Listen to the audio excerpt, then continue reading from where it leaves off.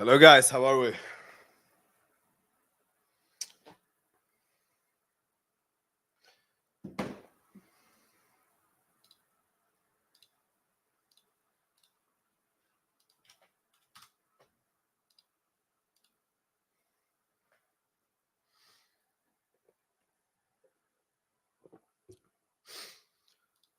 Yo, David, are you jumping on? Oof. Hello. Hello. Namaste. Namaste, young grasshopper.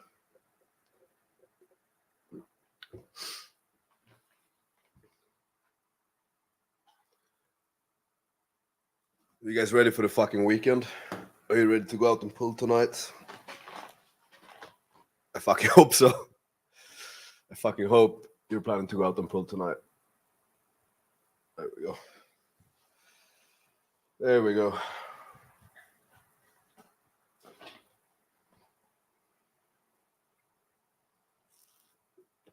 All right, guys. So, very simple. The way this is going to work is you ask me questions in the chat and I answer them. Simple as that. But tonight, we're going to talk about Nightgame. So don't ask me don't ask me texting questions or anything like that, because we're going to talk specifically about Nightgame.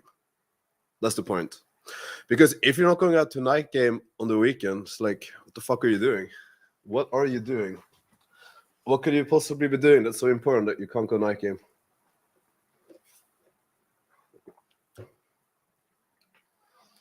Question, Nightclub, $10 entry, $30 Uber there and back, $5 drink, $5 food. $50 expensive just to approach a girl. Is it even worth it? Yeah, I mean, I guess that depends on your economic situations, but I'm sure there are plenty of places where you can go that there's no entry fee and where there's not like a $30 Uber. And I guess it depends, like, how important this is to you. Like, if, like, I can understand it, like $50, it can actually be like a significant amount of money, of course. So, like, I do get that. But there are ways you can make it work, man. Like, there are definitely ways you can make it work. There has never been a single city that I've been in where there hasn't been a very good Nightgame venue that was free. Never. Actually, like, the best venues are free. It's always been the case.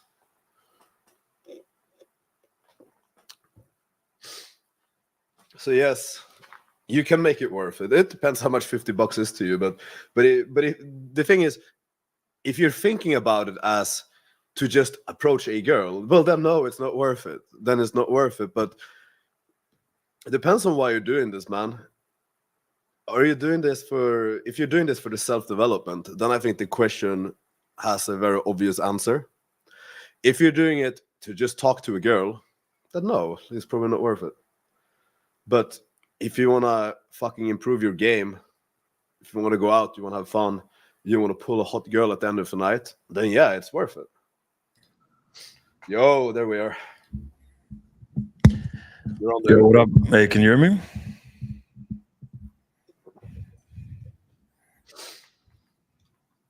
Say something? Yeah, can you hear me? Okay, hold on.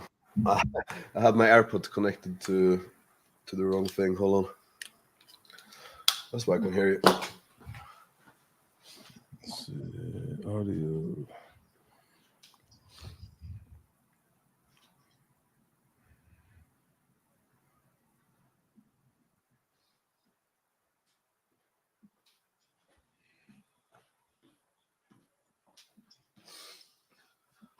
Okay. So connect this shit, then I can hear you.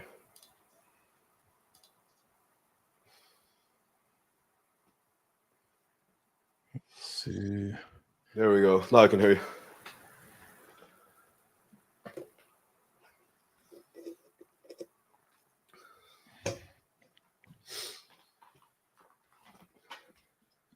Yeah, perfect. Yeah. What's up, motherfucker? What's up? I think $50 is worth it, for sure. No. Yeah. I'm doing it for self-development. Thank you. I'll reassess the situation and go to the club tonight. High tea motherfucker. High tea motherfucker. That's good. That's good.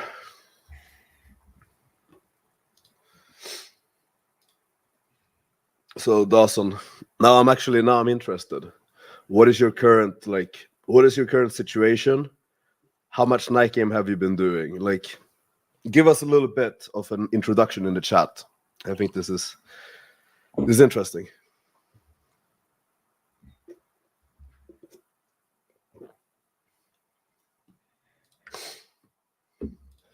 Elliot, so hyped to go out tonight. Well, of course, you're in the mastermind. You're gonna pull. Of course, you're fucking hyped to go out.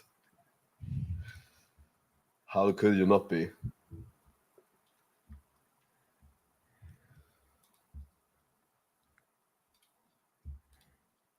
Did you notice how Elliot was always killing it when we were out in New York? I mean, every night. Yeah. I mean, it's that fucking mastermind experience. I think. Sure. Yeah. He was doing the same thing in Austin when I met him there in last year, 2023. I'm going to pull tonight for sure. We'll never fucking go. There we go. Sterling A. I'm great at getting girls to dance and kiss on the dance floor, but I struggle to get them back to my place. I find it hard to sexualize the conversation and end up boring them. Yeah. I understand. That's why it's good to prepare the shit before you go out so you know exactly what to say. I mean, especially like if you don't have much experience with it, then I absolutely think that you should use prepared and canned shit. And then you kind of step away from that as you get more experience. But, you know, we have made like probably over 20 videos on this very topic. So I think the question is, because that's what you want to know, like how to do these things. That question is going to be infinitely better answered by just watching those videos because they're very well made. Put a lot of effort into them. Yeah, and I think if you're really good at dance floor game, getting girls to dance, you're able to like physically escalate, sexualize. I would be thinking of, well, say less. So like your verbals, I would want to make it as simple and concise as fucking possible, right? And like what to say exactly, I would be thinking I have a lot of sexual compliance, right? So be direct, be concise, and move the interaction forward, right? Especially if you're going to lose them with these long, boring conversations, right? But I'm also thinking, like, if you're able to kiss them, what is stopping you from going like even more physical than that? You know, like there are so many ways that you could sexualize an interaction without talking. So I mean, if you're getting to the point of kissing, there's a lot of other things you could do to get her even more turned on. So that's what I would be thinking. If you're in that situation, and let's say your verbals are not the best, your mindset should be like, how can I get her as horny as possible? That is really like what you should be trying to accomplish with your physicality there. Because if you're only making out, it's like she might not get like super horny from that, and she's gonna also eventually get bored, right? So you should really be thinking like, how can I, with my physicality, get her as horny as possible? And I mean, a lot of girls, they're gonna like it if you are, let's say, how would you put it? A bit more, let's say, assertive and firm with your physicality. Let's put it that way. So that would be like a really good way to think about it just from there. And look, if you're moving things forward physically that way, they're not going to get bored. But they're going to get bored if you're keeping it here at the kissing, but you're not like moving it up, even if it's just physical. And we always see those dudes in the club that are like dancing with the girl all night, making out with the girl all night. And what's our first thought? Like, this guy's not pulling. He's not pulling. No, he's not pulling. He's like, I'm gonna pull his girl when he's fucking done, like getting her worked up. Yeah, 1 minute pull. That's where they come from. Literally. I'm literally thinking that like I'm gonna pull his girl if he doesn't switch this up like very soon. I'm also thinking like, if you're at that point where you're kissing her and she's horny, you might have enough to try to pull, but you should expect to get an objection. But that's a good thing, because if you're able to get the objection, it means that once you handle it, you're pulling. So that's a positive thing. But then also, like, you could make the argument that in that case, if you haven't really, let's say, done a lot of stuff verbally, you might not have really displayed. You might have displayed enough value to get her to like make out with you, but you might not have gotten her to the point where she's like, "Yo, I'm gonna go home with this guy." So, yeah, get the verbals down, bro. It will make things way, way better. I discovered game this year. I go out 2 or 3 times a week. Got 2 numbers and pulled to hotel yesterday, but no clothes. Okay. 150 approaches this year. Okay. 12 speed dates. Where do you do the speed dates? Is that like a speed date event, or what is that? 4 numbers, 1 pull, no action. 4 numbers out of 150 approaches. Mastermind, bro. Get in there. Get in the mastermind. You should not be having these statistics, even if you're a total beginner. Get in the mastermind. Yeah, I was going to say these are not mastermind member numbers right here. No. You should have more than 4 number closes out of 150 approaches. It should only take less than a week, maybe. Look, 4 days in the mastermind, these numbers are fixed. Yeah. Maybe 1 day. Okay, you may need only 24 hours, but we'll give you anywhere from 24 hours to 1 week to fix these numbers. Straight up. Like, there is no special snowflake situation where these statistics should ever be the case. Like, I'm not trying to like shit on your statistics or anything, but I'm saying that there are more efficient ways to go about this. And that there's no reason why it should be like this. Ever. What do you think is the optimal amount of time to Nightgame? I usually do 3 hours, 11 to 2. Depends on how good you are. Like, depends on how good you are, and also like kind of what you're after. Like, when I go out, I'm not only going out to pull. I want to have fun. I want to have a lot of fun, and I want to pull at the very end of the night, like kind of like when it's fucking closing, because I enjoy being there. I enjoy like doing my thing and like fucking around, just having fun. So, but there were also times where I only wanted to go out to pull, and then I found that the best time to go out was, at least here, like 1 a.m. and I would be out until maybe 2 or 2:30 at most. You should pull before then. Yeah, you can make the argument that, okay, like go out when the club is closing because that's when the girls are leaving. Sure, you could say that, but the hot girls are really out of there by like 2:30. So that's why I wouldn't want to go at that time, because then you're gonna be left with the fucking leftovers. You're gonna get the low quality shit. So that's why if you want to pull the hot girls, you go there earlier. Otherwise, some other motherfucker's gonna pull them before you do, or they're just gonna go home. Tend to go home earlier. Noticed. But if you're thinking like in terms of learning and like what is the optimal amount of like hours to put in, it's like as many as possible if it's for the sake of learning. It really depends on your situation. But then also like you gotta be efficient, bro. Like. You need to also be a bit self-aware of like how many hours can I do before just like burning out and my performance goes to shit. Because at that point, you're really just like reinforcing poor habits and just like creating like negative momentum pretty much. So like, you know. Yeah, but this motherfucker, he's young. He's young. He will be fine. He will be fine. He's like 21 or something, right? And he's also like a high T monster. Like there's no stopping this guy. This guy would never run out of energy.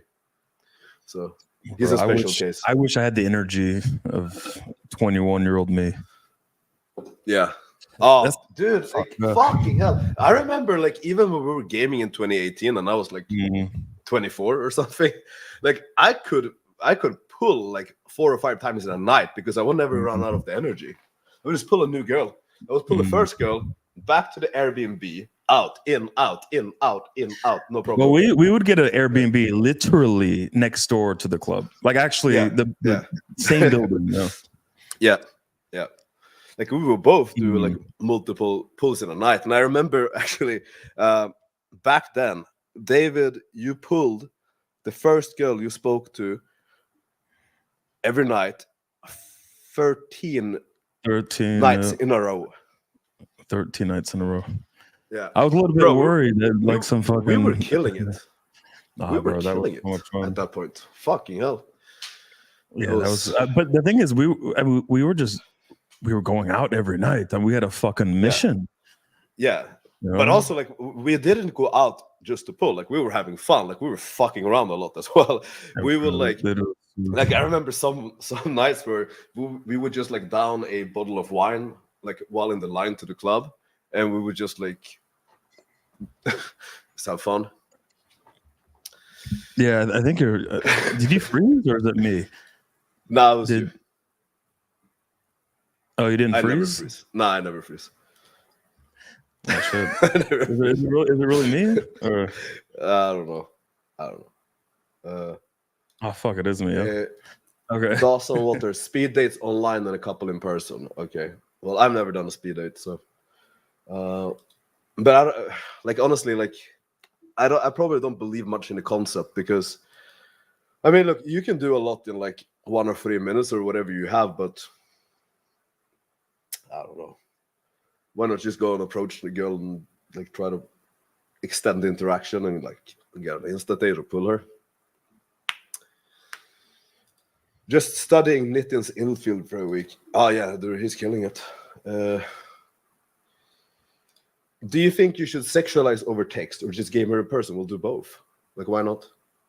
I mean, the thing is, the sexualization is probably not going to work if you do it poorly and like uncalibrated and you just like trash it. Then yeah, it's not going to be good. But then also like you probably wouldn't be able to do it in person if you don't know how to do it over text. That's my argument for that. You're kind of breaking up for me, I guess. It's just me. But he wrote, David, John Anthony recommends not gaming, sexualizing over text. And I think it depends on where you're getting this number. Like, who are you fucking texting? So if this is like a day game number close or something, like obviously it would be ideal to run the game in person so that when you're texting your lead, it's boom, boom, boom. You set up the date, right? It's straightforward. You don't have to text a lot. You don't have to do all the gaming over text, right? So essentially do all the game in person. But outside of that, I mean, you're going to have to sexualize. You're going to have to put some game, obviously. Like if this is fucking, you know, Tinder or something. But look, I mean, John Anthony asked me to coach him on how to sexualize and sexualize over text. So maybe that is one reason he's recommending against it. But if he's talking about day game leads, then okay, run your game in person, make it short and simple over text. Yeah, I mean, just to be clear, I will say that I always recommend gaming her in person, but I also think that you can absolutely sexualize over text. Like, like I've sexualized so many of my day game leads over text, and you just get them straight over. So like, why not? Yeah. And like, there is a reason to do it. The reason why you're doing it. It's just not for the sake of sexualizing. You don't do it just because you think you should. You do it because you're displaying a lot of value while you're doing it, and you're providing her with a very big incentive to actually come over. Simple as that. But, you know, if you can do it face-to-face in the initial interaction, you should always do that. Like, it would be stupid not to. Unless you think you can't get away with it because maybe it's too early, then don't do it. Do it if you can. I mean, that's a simple answer. Like, do it if you have enough compliance to do it. Otherwise, don't do it. But at some point, you have to. And if you don't have enough compliance to sexualize, well, then how the fuck are you ever going to have enough compliance to fuck her? This makes no sense. Any tips on approaching girls in the Balkans, Bulgaria? I'm getting a lot more rejections than normal, and I'm having a hard time with the conservative culture and the cold attitude of the women. Okay, I see what you're saying, because it could be like it could be a little bit similar to like Serbia and Croatia. typically with these girls, you have to be very assertive. Like, you have to amplify all of your masculine traits. The cold attitude of the women is like something very common with like Russian women and Ukrainian women as well. And the number one reason why guys struggle with these girls is actually like a lot of guys do, and like I used to before, like back in the day. So like I know exactly what you're talking about, but it's just because your behavior is not masculine, assertive, and dominant enough. It is really that simple. That is like the number one thing that they value. And basically, I don't want to make like extreme statements, but I want to almost go as far to say that almost nothing else matters to them. It is the number one thing that just shits over everything else. It is by far the most important. And also another thing, a lot of students with these, essentially like former Soviet Union girls, that cold attitude will throw off a Western guy. So if you're not from, this culture, these type of cultures where the girls are a little bit more cold, guys get thrown off by that shit, which means they're constantly looking for validation or feedback throughout the interaction. And when you do that, you're not really gaming well. You're not very assertive. You're not very confident or dominant. You get thrown off. And the moment you display that to the girl, forget about it. That's where you're going to get your rejection. You're done. Yeah, at the point you're done. But also, like, you need to keep in mind that these girls, while they might seem cold, there's just like a cultural thing. That doesn't necessarily mean that they're reacting negatively to what you're doing. And like, how do you put it? Let's put it this way. A Russian or Ukrainian girl being completely stone-faced and cold is the same thing as a American girl like giggling uncontrollably. And that's very difficult to wrap your head around until you like get a lot of experience and like references with it. Like it is a real mind fuck. I will agree to that. But with these type of women, it's essentially like, as long as they're there and they're like answering your questions and they're like essentially like following your lead more or less, then you're good to go. Don't look for big emotional reactions because you will never get them. They are just not like that in the culture. Yes. I agree with you. I appreciate the feedback. Awesome. What's the easier way to DHV when you intend to pull for a threesome? Well, obviously, like, it's going to be around sexual value, but it's going to depend a bit because you need to know like what the girl is into. So like obviously like you would start with like the more general like sexual DHVs, but then you need to figure out what does this girl like specifically, and then that's what you're gonna essentially say that's what you're gonna provide to her. That's how I would think about it. Like, are you trying to pull it with a guy or with another girl? Because honestly, I think if you're trying to pull it with another girl, the other girl should be doing most of the work, and she should be talking you up. She should be talking about that you're the best fucking pussy eater, you're very dominant in bed. That's what you should tell your girl to tell the other girl. That's going to be the best way, for sure. But I mean, we have no context here. Like, are you trying to pull these two girls by yourself?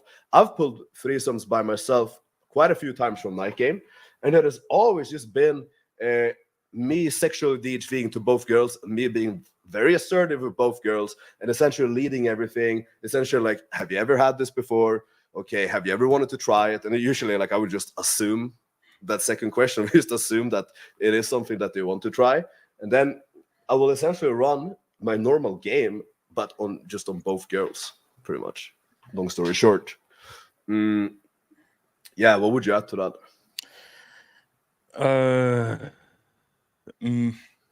Yeah, I mean, we need a little bit more context. For the question. Because you could do threesome in a lot of ways. Like, so, like, do you know one of the girls or both strangers? So it's a big deal. Does your girl have experience with threesomes before? Is she like the confident type of girl who would actually be, let's say, confident enough to go approach other girls by herself and like get sexual with them and then bring you in? Like, there is so much context here. We need to know, like, if you have a girl, who is your girl, and like what's her personality type? How confident is she? How much of the burden is she gonna be able to carry here? That's gonna be super important. And also, I think one of the biggest things, at least what girls worry about, is like one girl is worried the other girl won't like her, or won't be attracted to her, or she'll get jealous in some way, right? So if you're bringing your own girl and you're trying to find one girl, so there's going to be a little bit worry there. So I would probably cover that. Well, that's the good thing. My girl is like really into you. You're exactly her fucking type. You got to make sure that she knows that your girl or the other girl is not going to be jealous. There's not going to be some sort of scene when she starts sucking your dick or something. That's actually like a real fucking worry for a lot of women. But like that could very easily happen. You're walking a very fine line there. Yeah, if you don't have experience with these things, like as a guy, and you give one girl too much attention accidentally, that can very quickly happen. For sure. I mean, I would add. Fuck, I was gonna add something. I forgot what it was. Yeah, I was saying that if your girl is the more confident type of girl who can actually like go out and like kind of do the game for you, then I feel like she's going to be less likely to have these issues with the with the balance of attention that we were just talking about. I feel like in general, I would make that assumption, but obviously, like always be like careful with it. Yeah, and the framing matters, right? Like, yeah, if you're talking to your girl and you're like, all right, we're gonna fuck this girl, okay, we're gonna fucking destroy her. We're going to fucking show her the best time of her fucking life. If you have like teamwork, like she's your partner, and you put a lot of focus on that girl, look, she's not gonna be fucking jealous because that is the frame, right? That's the way it's supposed to be. Exactly. Yeah, fuck yeah. Fuck, now I want to do that tonight. Yeah, like I'm trying to. I was telling you earlier, I'm getting my girl. I got her into being hooked up, being mic'd up, essentially like a student, right? Yeah. So I'm gonna mic her up. We're gonna go to the mall. I'm gonna get her to approach other guys gaming. There's so many day gamers here. We're gonna have her approach the day gamers. We're just gonna throw them up. I was really mostly thinking about approaching other girls. I was thinking about sending her in to troll the other guys day gaming. No, look, fuck. I'm not gonna give away the lines I taught her when there's like a day gamer, but because they're probably in this. Yeah, they're watching right now. You know what I mean? They're watching this right now, of course. That would be fun. It would be fun regardless, like what you do with it, of course. Are your earlier sets usually better than later ones? My first set last night was the best, and I'm not sure why. Well, I can tell you exactly why it is the best, because the girl is probably like feeling a little bit awkward because she hasn't gotten alcohol in her yet. So she's a little bit more socially nervous, and she's just gonna be like happy with any validation that she gets. She's gonna be super happy about, and she hasn't been like bothered and annoyed by the other guys like spam approaching in the club.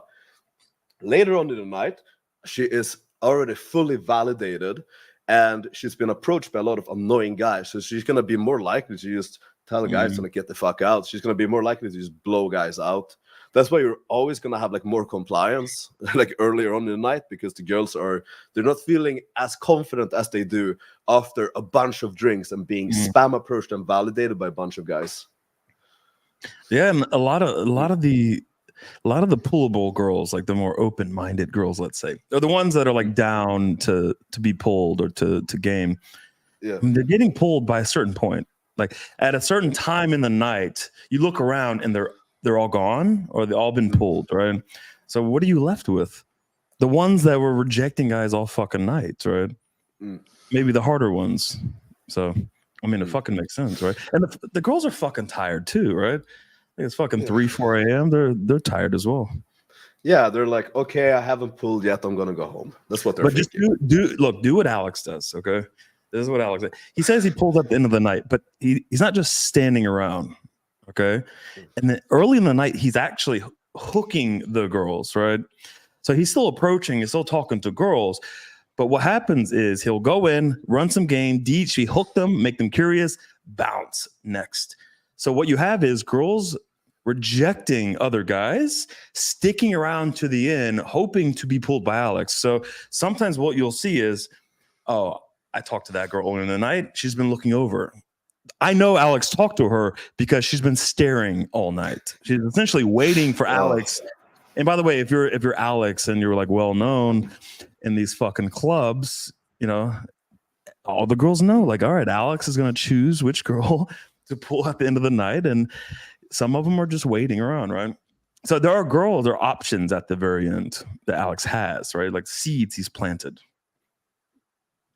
which is a very smart way of going about it, right? Yeah, I mean, that's how I like to do it, because I've never been like the spam approacher type of guy. Like, that's just not me. So typically what I do is I will go out and I will try to find a girl as quickly as possible, because I don't like just standing around. Like, it makes me feel a bit, I don't know, it's boring more than anything else. It's just, if I'm going out, like, I want to fucking do something. So I'm going to find a girl and I'm going to go in and make sure that I get very positive reactions from her. And then I'm going to bounce. And now I have pre-selection and social proof from an attractive girl. And other girls see this, which is going to make the next girl more compliant and more attractive from the beginning. So then I know that I'm going to have a higher probability of getting attraction from an even hotter girl, and I'm going to work my way up like that. Otherwise, some nights I'll just be like, yo, let's go all in right from the start. And I will start from the hottest girl and I will work my way down, hopefully pull within the first two. That's how I like to do it. But my strategy is like pretty much like building pre-selection. I will go in, spike their fucking emotions really hard, DHV like a motherfucker, and then I will give them like an open loop, and then I will bounce. So they're attracted and curious, and this question is fucking driving them crazy in the back of their head, what I open loop them on. Probably something about them. Then they're just snowballs, because then other girls are gonna see like these girls looking and talking and shit. It's just everything is amplifying on the previous thing. So yeah.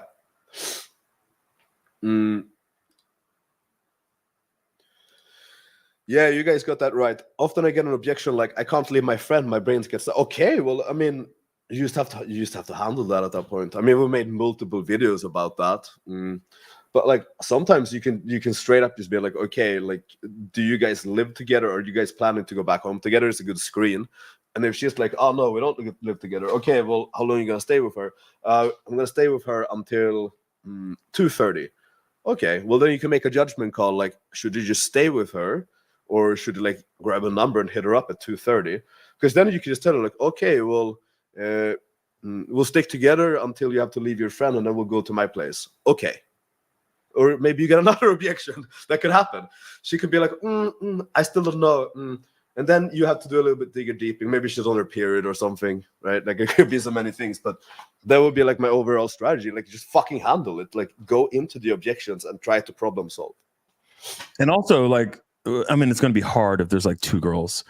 Like, it's going to be difficult to pull away one girl. Just like my best friend is just by herself in this fucking club, just standing around. Like, that's going to be kind of difficult unless you have so much fucking value, which happens sometimes. But that's kind of fucked up when they just leave their friend. Bro, do you remember in Bali? It's bad friendship. It's bad friendship when you remember. I just keep thinking about this one time. We're in Bali. We walk into the venue. Literally within what? 30 seconds. Yeah, Swedish girl. We open the Swedish girl. Okay, and instantly we're gangbanging her verbally. Okay, boom, boom, boom, boom. Sexual value. You know, what are you looking for? We're looking for Finnish girls, because Finnish girls are the most open-minded. They'll do any. You know, they're down for anything. And she's like, "Well, no, I don't care about anything. I'll do. I'm down for anything." It's like, "Are you?" Okay, we live down the street. We're just 1 minute away, and she was like, "I'm down. Let's go." So this is like 2 minutes. We're both gonna fuck you, pretty much. Yep. So it's a gangbang straight up. Her friend comes in and grabs her. She's trying to take her away, and she's like doing this, throwing her underway. She's like, no, I'm good. Go away. Eventually, her friend just walks away, but she left her friend she gave up. in the fucking club. Kind of Such a dick cheeky move. gangbang. Absolutely. Yeah, it's a fucking dick move. But the point is, bro, value proposition. We came in, we had great subcoms, great verbals, everything, but we had a very good value proposition. Okay, an amazing night. Okay, a gangbang or whatever it is. That's the value proposition. With your girl, what is the value proposition? Like you dance with her and you made out with her. Like girls go to the club, they're like, well, let's find a guy to dance with, and maybe it doesn't mean anything. It means nothing. And then the night's over and she leaves with a friend. But what is the value proposition? So when she's like, I can't leave my friend, you have to reply with some sort of value proposition if you haven't already, right? Like, look, I'm going to give you the best time of your fucking life.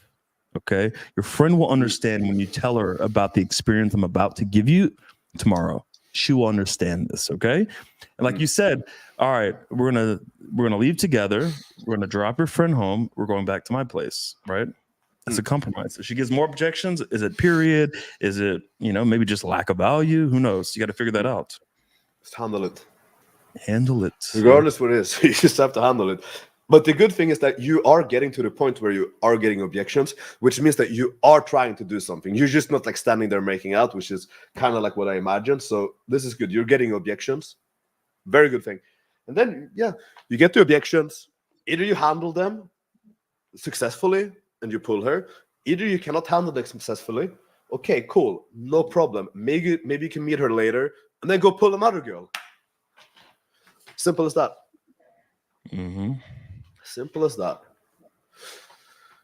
I mean, I like to preemptively handle most objections. That's what I always try to do. I try to preemptively handle every single concern and every objection so that she doesn't even bring them up. I handle them before she fucking mentions them.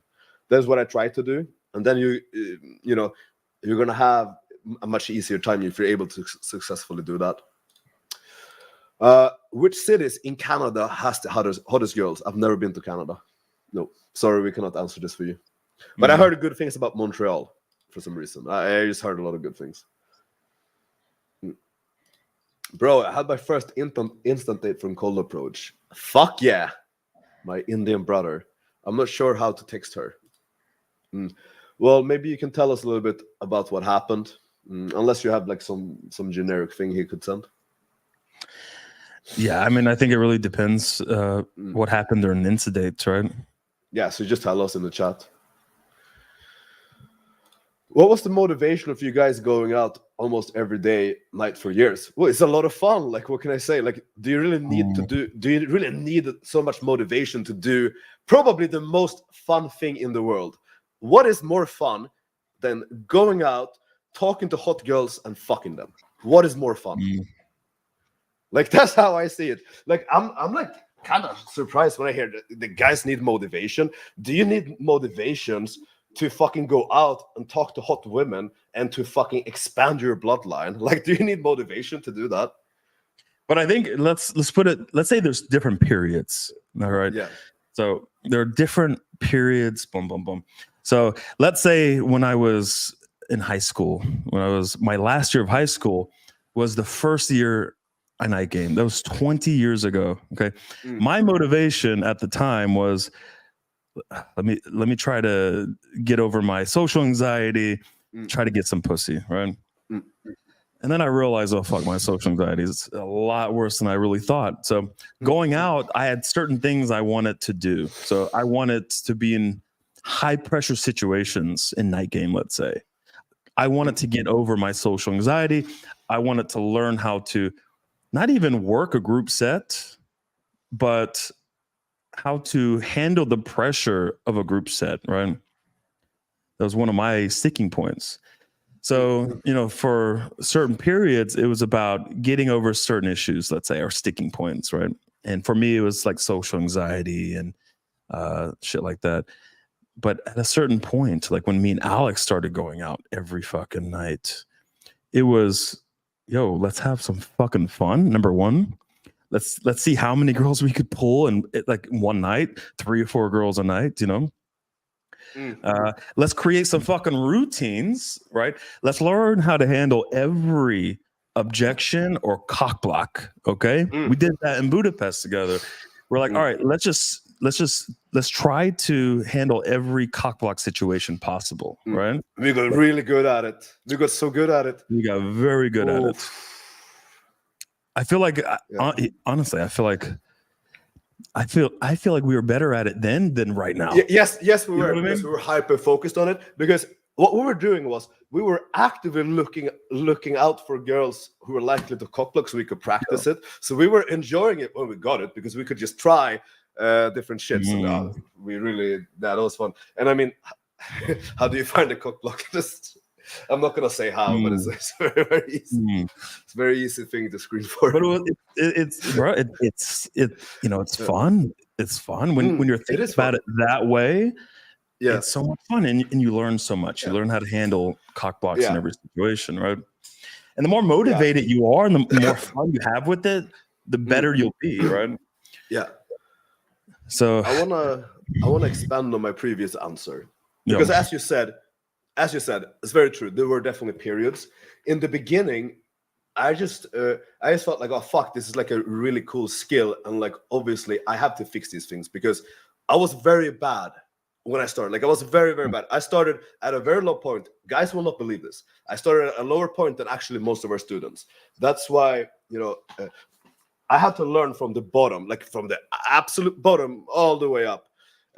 So that is probably actually what makes me like really good at coaching, because I've been through every single sticking points, probably way worse than like anyone else, to be honest. So that was one motivation, just because I really needed it. Like I was really bad. Second motivation was like, this is actually like a lot of fun. This is so much fun. And then I started to see the results, and I started to see like my personality changing, like for the better. And that was like the next motivation. Like, like this is so amazing for self-improvement. I need to promise myself that I never stop doing this, because I have not found a better, more efficient path of self-developing. I have not done it. It is really not about the girls. It is really not. That is such a secondary thing. Yep. The primary thing is really like they are nature's best feedback loop. They are exposing all of your weaknesses and all of your flaws and fucking throwing it in your face, and you're forced to deal with it. Yep, I agree. Nothing else will do that. There's nothing else in life that will really do that. At least that I've seen. Mm-hmm. Yeah, and look, some motherfuckers will get a little bit too, I don't know, comfortable. No, like when they solely focus on getting girls, like it's strictly only about getting pussy, or only they get needy, desperate, fucking. It's not a good vibe, right? Girls feel that. A little bit too desperate. Girls feel that shit. Too dependent on a girl's validation, right? But when you make it about self-development, you take things a lot less personal, right? Through your journey, and when you're getting rejected, or the girl's giving you some honest fucking feedback, you take it personal a lot less, and it doesn't hurt your ego so much. Yeah. That was the thing. Like, I had no ego. Like, I had literally zero ego, but it was just because like I was used to like being so bad at it. So like I was never like it was just out of my reality to have any success. So I was never expecting anything. And if you never have expectations, you never have disappointments. So I was just okay. I was always happy, just blah blah blah, enjoying this. Yeah, and also like at least I did. Like I started Nightgame fucking 20 years ago. I didn't have other people to compare it to. Like I didn't have like other wings that were like night gaming and shit. There was no pickup community. At least I didn't know one existed. I didn't even have a computer back in the day, so I didn't really have like a comparison. Like what is a pool? Like what is, how many closes is good, or close rate or pull rate, or nothing. Like I was just happy I got to experience this, work on it. I think once I get a better handle on my negative mindset, I'll be able to go longer. It usually goes downhill after 2 hours if I'm not hooking anything, and I force myself force myself to stay for another 30 minutes, 1 hour. Well, maybe you need to maybe there are things that you need to review a little bit if you're not hooking any sets in 2 hours. But the thing is, bro, like, I think you're hard on yourself because I see you hooking sets all the time. Maybe something else happens, but you're definitely getting attraction, you're definitely hooking. So I think your assessment of your situation might be a little bit skewed, but not be fully accurate. Mm-hmm. What are your thoughts on getting tables at nightclubs? Dude, it's amazing. I did it last week. Like, I don't do it that often, but I had a friend in town, so I was just like, all right, fuck it, let's do it. Like, why the fuck not? Dude, it's a lot of fun, and like I was doing more of it last year actually because I wanted to like experiment with it because I'd never done it before, so I just wanted to see what it was like. And I can tell you, bro, it is the easiest thing in the entire world. If you're at like a house party or if you have a table at a club, you can fuck literally any single girl at that table. And I think if you're not able to do that and essentially just pick whoever you want at that table, you are seriously fucking up. Like, you are really fucking up if you're not able to do that. So I think that they're fucking great. They're a lot of fun. But I think if you're getting these tables before you are actually like really good at game and you're good at cold approach, you're probably not going to get anything extra out of it, to be honest. But if you have the skill and you know how to play with the dynamics and you know how to create jealousy between all the girls at the table, you know how to fucking make them compete against each other, bro, it is the easiest thing in the world. Yeah, bro. I used to get tables in Las Vegas, and the great thing is getting hot girls to the table is easy. Like that's easy. You could have just fucking wave them over. Yeah, exactly. You could get a fucking just a table full of fucking hot girls, right? But you could look over to the next table and you could see those guys have girls too, right? But you could see the difference. Like, what are they doing? I'm reading the girls going, these girls are only there to drink all that alcohol, take a few photos, and they're gonna bounce pretty soon, right? The guys they're essentially just they don't really exist at the table, right? They're like their bartenders. They're like their private little fucking bartenders, pretty much. Exactly. So it's like you have to make that table not about the alcohol, let's say, right? You have to actually run great game, like you said, kind of like make the other girls jealous, make them compete a little bit, but you got to DHV, right? So you got to quickly make this about you, right? Not about the drinks, not about the status or whatever. But my favorite fucking thing was actually getting girls from tables. Like that's what I enjoyed, right? Like, can I pull girls away from tables? Yes. Right? Yes. So I experimented with that a lot in Las Vegas, right? And what was the most effective strategy for you? Because me and Mark, we tried some funny shit too, which was incredible. And we would just like we would get the girls away from guys who paid like tens and thousands of dollars for these tables, and we would just get them away from there so easy. We just like fuck them off there, like the club. There were some ridiculously hot girls, dude. It was what was your strategy? So I like to just hang around the tables, right? So I was just hanging around the table trying to make eye contact with certain girls, right? Yeah. And after a few kind of eye contacts a little bit, I'll walk over and I'll say something that hooks them. Okay. So I want to go in and spark their curiosity. Okay. I go in, I'll say, X, Y, and Z. I'll smile and I'll walk away. So I'm not going to stay near the table. Okay. I'm just going to walk away and go, 20 feet away from the fucking table and chill. The girls will typically look over. They want to reply to what I just said, or they want to close the fucking loop. They'll jump down. I remember I had one girl literally, and the table was like, fucking 11 feet. The wall was like 11 feet high. Jump down, come over to me, right? The guys are kind of freaking out a little bit. And I'm like, all right, I got like 1 minute. Boom, boom, boom. DHV, sexual value. It was done, right? The guys were they were done with, right? Yeah. So that was like my strategy. I tried to Like, I know maybe you were like jumping in the table or like yelling at the group or talking to the dudes. I just ignored the guys. I tried to do like off my way in there, yeah. you know? Yeah, I mean, preferably you don't talk. You don't want to talk to the guys. Sometimes you have to, but preferably you fucking don't. Yeah, dude, that's a lot of fun. But yeah, I mean, to answer your question, to conclude this, I think the tables are great, but I think they're great if you're good at game. But if you're bad at game, you're just like throwing your money away because you're not gonna close the girls because you don't have like the value to like you don't know how to display the value to actually get the attraction. So then it's fucking useless.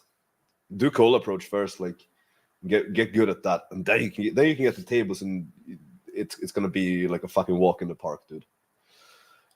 What is the best game style if you're short and unattractive even after looks maxing? Well, I highly doubt that someone is actually unattractive after really looks maxing. Like, did you actually get down to like low body fat? Did you put on like a lot of muscle? Then you didn't fucking looks max. If you did those two things, you're probably pretty good looking if you did those two things. So sorry, but I seriously fucking doubt that if someone genuinely put in a lot of effort for years into looks maxing, that they were still ugly. I'm not buying that. Unless you're in the top 5% of genetics, which statistically you're not.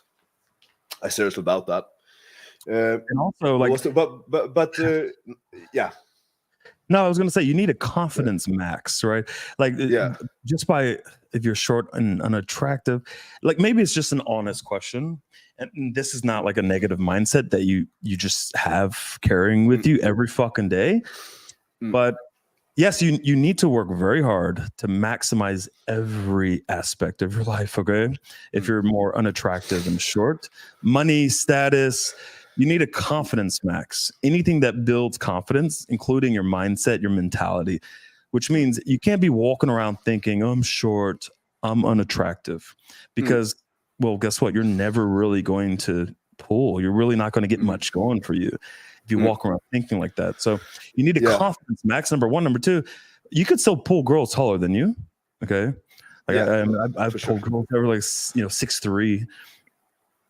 And the girls would say, "Oh, you're not like threatened by my height, you know." And I always like when the girls ask me that because they know that I'm not threatened by it at all. They know that you're supposed to be. I'm supposed because every other guy is. Exactly. So yes, but also like I mean, how short are you? Are you a fucking midget? Look, if you're 5'5", 4'9". Yeah, I mean, there's like other 5'5" girls, right?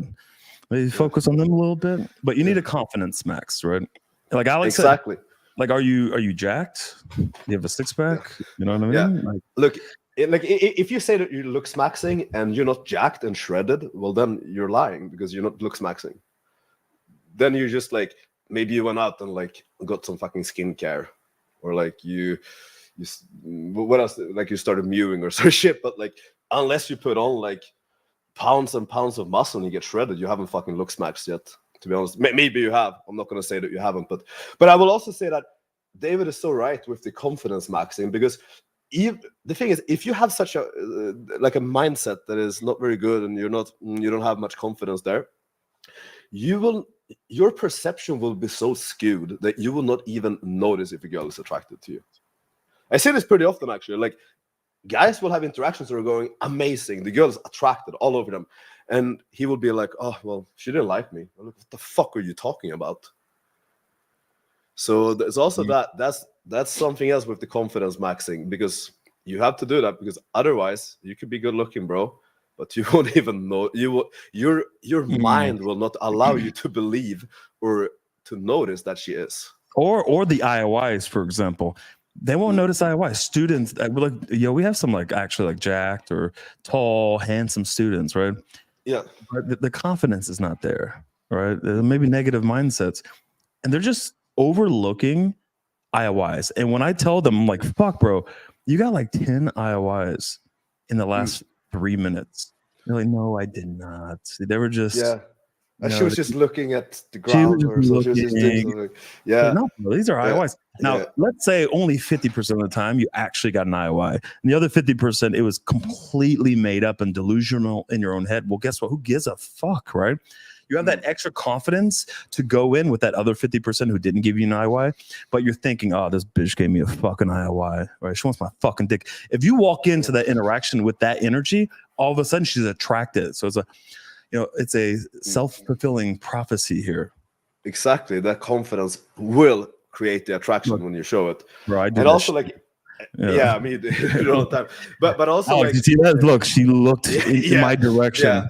Yeah. You know, Alex You're like, well, yo, that's my IOI. And I'm like, no, yeah, bro, I got that IOI. You see that? You're like, yo, she existed in the same building as me. She wants me. And look, she's trying to stick my dick, bro. Yeah, she's trying to. But also, fuck, what was I gonna say about that? Anyways, the question is best game style. So really, what you're asking is, if you're the type of guy who is starting off with not always a lot of attraction and not a lot of compliance, indirect is going to be what you have to do. You cannot do this shit where you're like, hey, I saw you from over there, I thought you look amazing. That's not going to work for you. You have to go in more indirect. You need to spike emotions, like how David explained, like how he does with the tables. Essentially, you have to do to the girls in cold approach. Then you build value, with your confidence maxing that you display after you open her indirect. And then you move into the other DHVs, you get her to qualify a bit, you get her chasing. Suddenly she's chasing the short, unattractive guy. How the fuck did this happen? And now she's gonna rationalize this in his head that she's actually attracted to short and unattractive guys, and now you're gonna become her type. And now she's gonna like you even more, and she can't. Yeah, that's where it goes.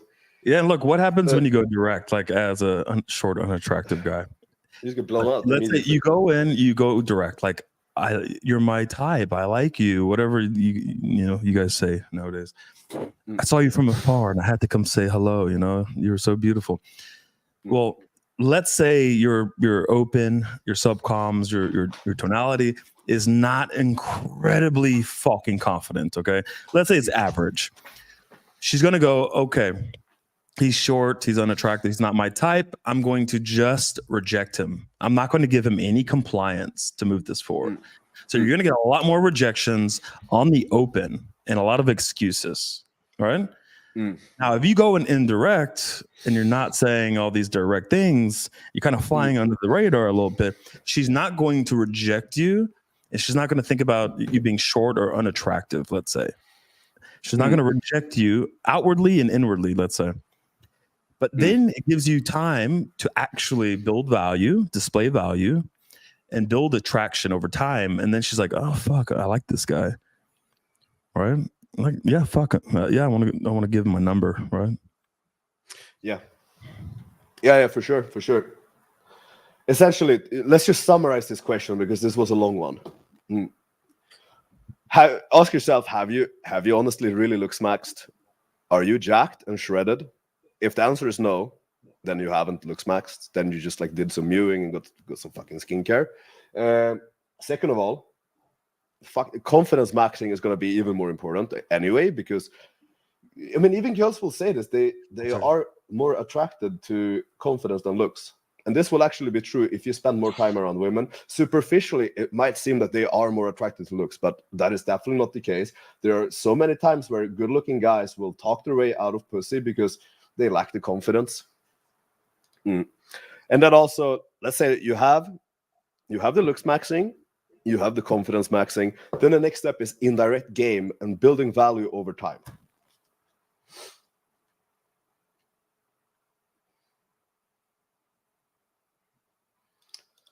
How do you make a night game number solid so it doesn't flake? I mean, there's no guarantee ever that it's not gonna flake.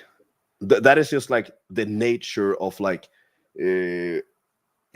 anything when it comes to like sales and things like that. Like anything where there are leads involved, there's always an element of flaking. There's nothing you can do to completely eliminate it. But what can you do to reduce it as much as possible? Is essentially the only answer here is really to have the best initial interaction as possible, get her chasing as much as possible, because then why would she flake on a guy that she was chasing? That just makes no sense. Display as much value as possible, build as much fucking value as possible, get her as fucking turned on as possible, get her to want to fuck you as much as possible, which is essentially what running good game is. If you're not getting the girl to want to fuck you, then you're not really running good game, right? handle as many of her objections and concerns as possible, because the girl could be really attracted to you, but she still might not want to meet up because there is some objection or concern still in the back of her head. So you want to try to get as many of those out in the initial interaction as possible. So if you do those things, then from my perspective, you have done pretty much as you can in terms of reducing the flake chance.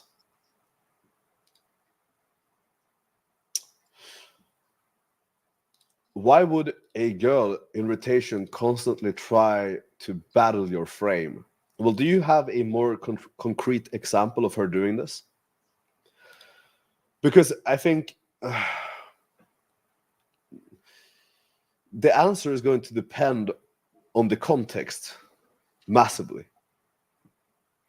So you need to give like a little bit more context here. Mm-hmm. Yeah, I mean, it could be a number of things, but the one thing that we do know is your frame is weak. That's it. Yeah. Your frame is fucking weak. Okay? Yeah. You know what I mean? Your frame is weak because she can. Because she can. You let her get away with it. So, like, what do you think's gonna happen? Yeah, true. Look, if she tries to like battle your frame, the first time she does it, you need to be right on that, right? You got to be on top of that. But it really depends. Is she a brat? She could be a brat, and you weren't able to identify that. We just need a little bit more information on that.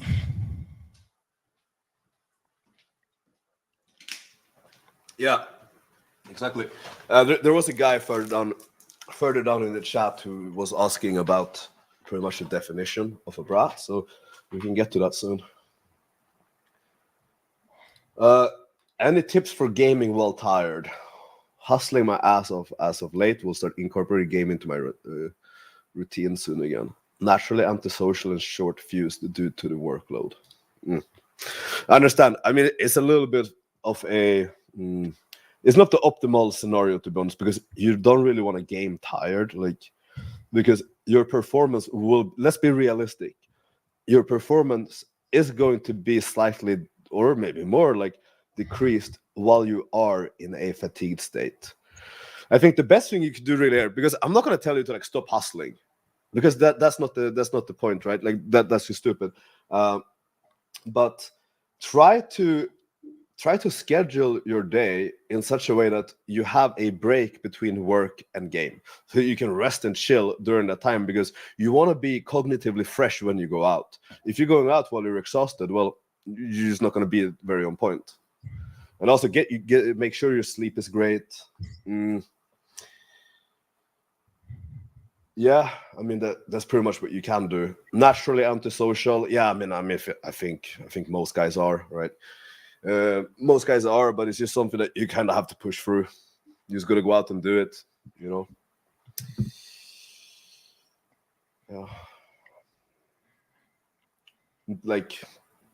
Maybe over time you will be able to adjust your sleep schedule so that you're not super tired when you go out too.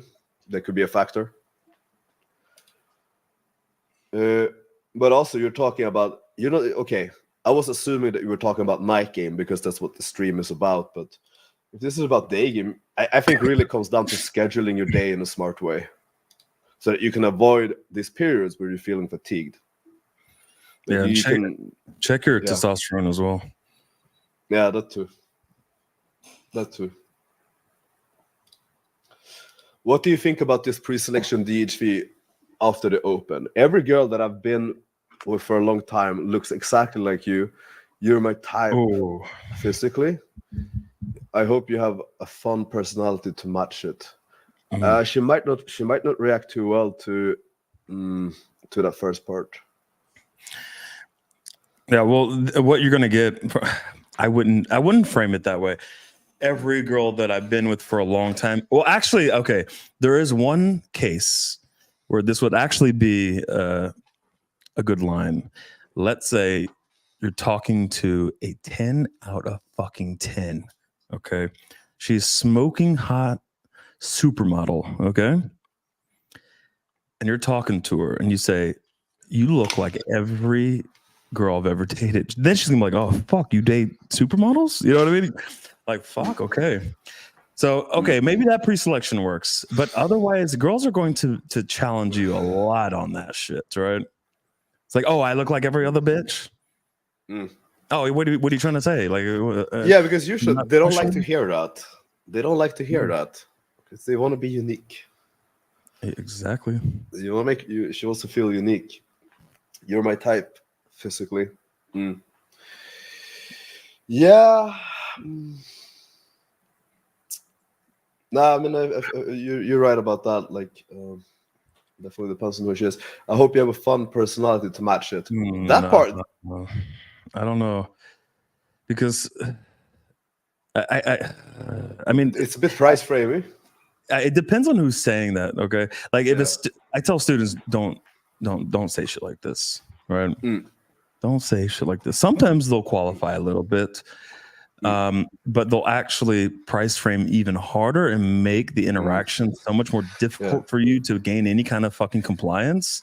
Maybe you'll find out if you're lucky. She could say. Exactly. And then what? What do you do? At that point, what do you do? Yeah. Don't get in that situation.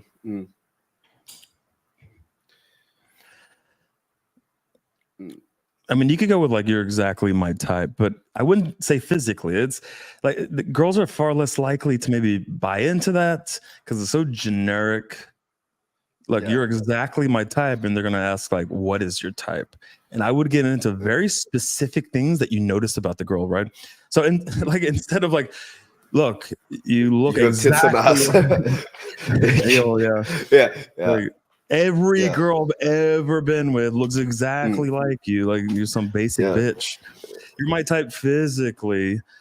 No, like, if you have, you're like, you're exactly my type. She's like, what's your type? And you give her very, very specific things that you noticed about her. Then she's gonna be like, okay, I feel like this is not like a generic line. And it's actually very observant of him to notice these things. So you're gonna get some bonus points there. Absolutely. And also I think you might be, I feel like it's a little bit too validating. These compliments about looks, they just take it as validation, and it doesn't really hit. It doesn't hit in the way that you want it to, where you actually like make them feel special. Because that's a good thing. That's a great thing if you're able to do that. But if you're just like validating them, then you're essentially just like losing power within the interaction, which I don't think is good at all. And I think also like essentially what's going to happen is if you tell her like, you are my type for these reasons, she's going to qualify on those things. So why not make her qualify on actually things that's going to help you move the interaction forward to create commitment and consistency biases. I made multiple videos on that, so I'm not going to get into that. And also like everything is going to be more powerful if you can qualify her on qualities that are not physical. What if you actually do the opposite of that initial open? What if you say, after the open and everything, you say, you look absolutely nothing like the girls I've been with?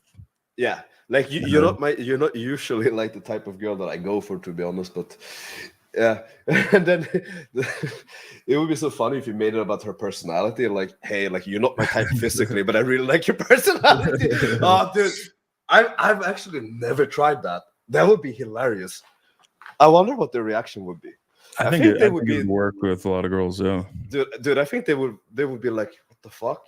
Yeah, but look, don't approach some fat girl and say that, right? Like that's definitely not going to work. You have to make sure, like, with a hot girl, she's hot, right? Yeah, like she has a nice body. I mean, fuck, I want to try this. This is hilarious. I want to try this.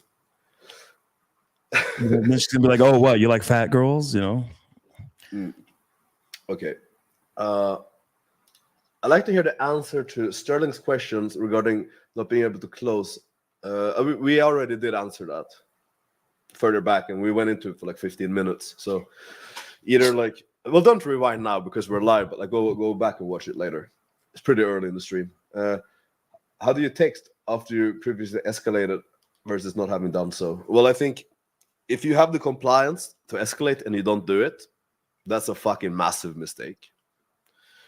So I would just say that, like, it's hard to answer that question because I wouldn't be in that fucking situation. I would have capitalized. I wouldn't have made that mistake. But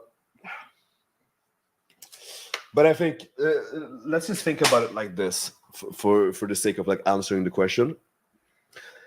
Your conversation over text should be proportional to like the compliance that you had in person. So, for example, if this was just like a very surface level conversation, then you cannot like you cannot expect to have a lot of compliance over text. Whereas if you move the interaction further away, further along in person, then you're gonna have to do less work to be able to meet up with her over text. So that's kind of like how I would see it. Like, if you've been able to move the interaction along further in person, then you're going to be closer to be able to ask to meet up. That's kind of like how I would think about it. And like, you're saying that you didn't escalate, so I cannot really tell you that that you can like use the sexual frame or anything like that, because we didn't really do that. So I mean, to be honest, like, I feel like if you didn't sexualize or you didn't escalate at all, it's such a like weak interaction. Like, it's such a weak lead. Like, there's like nothing to this lead pretty much. So like, either it's a shit lead or you just have to like build that shit up. That's how I would see it. It's like a very dispensable lead at that point. It's like, whatever. At least in my perspective. Do you guys have any tips to desensitize yourself quicker? Well, seek out the most difficult situations. Well, the situations that you're going to feel most uncomfortable with, and do them as much as possible. It's really that simple. Mm-hmm. Make yourself as uncomfortable as much in the shortest period possible. Now, make a fucking list of everything that scares you, that you fear, that makes you nervous, that you feel pressure when you're in these situations. Make a list and in order of what scares you the most, right? Go out every single day and put yourself in that position consistently. If you do this for who knows how long, it really depends on who you are. It could be a week, it could be 3 months, 6 months, 2 weeks. It really depends. Just do that every day. You'll get over a lot of this shit pretty fucking quickly. But most guys don't actually push themselves into these situations, so they never really actually get over it, or they find ways to get around it, like easy ways, which there are none. So good luck. Yeah, pretty much. I was gonna respond to this message. I have so many leads, guys. It's ridiculous. Oh my god, I have so many leads from day game. It's fucking crazy. I haven't been doing a lot, but I've essentially been doing day game like when I'm going to the gym or like on my way back, or like where we're like walking, grabbing a coffee. But it's like I have leads accumulating over the past 2 weeks and just like all coming back at once. Do you remember? There was a blonde girl, like one of my first approaches after I came back from Miami. Mm-hmm. You and me were walking, and I walked across like the crosswalk by the mall, and you said something about like, oh, like I could tell this girl, she would look like a fucking model with makeup on. Yeah, this one. Yeah, she wants to meet now. Well, not now this moment, but I'm gonna schedule it. Perfect.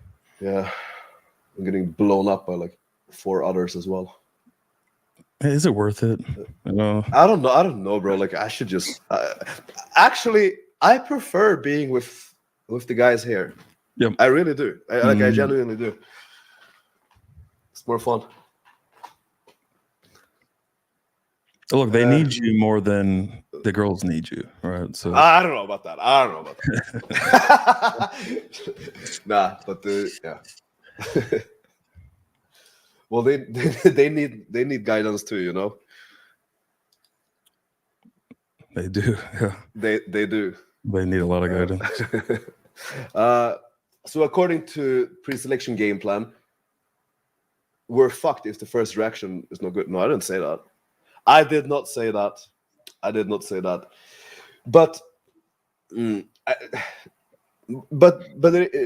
there is truth to it, because if you're getting very negative reactions from girls and other girls see it, oh yeah, it's gonna like ruin shit. But if you're getting like average reactions from girls where it's like nothing extreme, then it's fine. Like you can recover from it. But if you're getting like, if you are like if girls are being disgusted by your approach and other girls see it, well, of course that's gonna like ruin shit for you. And man, this is the reality. If girls see you get blown out or get negative reactions from other girls, that's gonna negatively affect your value. Like no fucking shit. But a lot of guys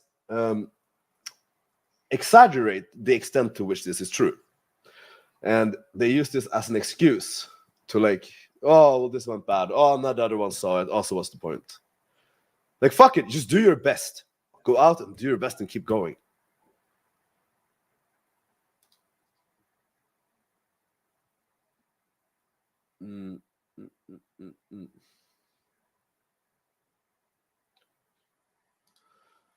David and Alex, what was the process to have good subcoms and vibe? Good question. Good question. Well, I think a lot of it comes from. Well, actually, I was actively focusing on it. So, what I was doing was I was trying to put myself in the most difficult situations that I could find. Essentially, like what I just told, Harbin up here, unknown pencil. Yeah, putting myself in the most emotionally stressful situations and getting very comfortable with them to the point where I felt like I was in my living room. Like, I want to feel the same way when I'm in interaction. There should be... There was someone else who said this before, but I actually thought it was like a really good quote. I don't remember who said it, but when you're in an interaction, you should feel exactly the same way as if you were like watching TV in your living room. There should be like no additional emotional stress.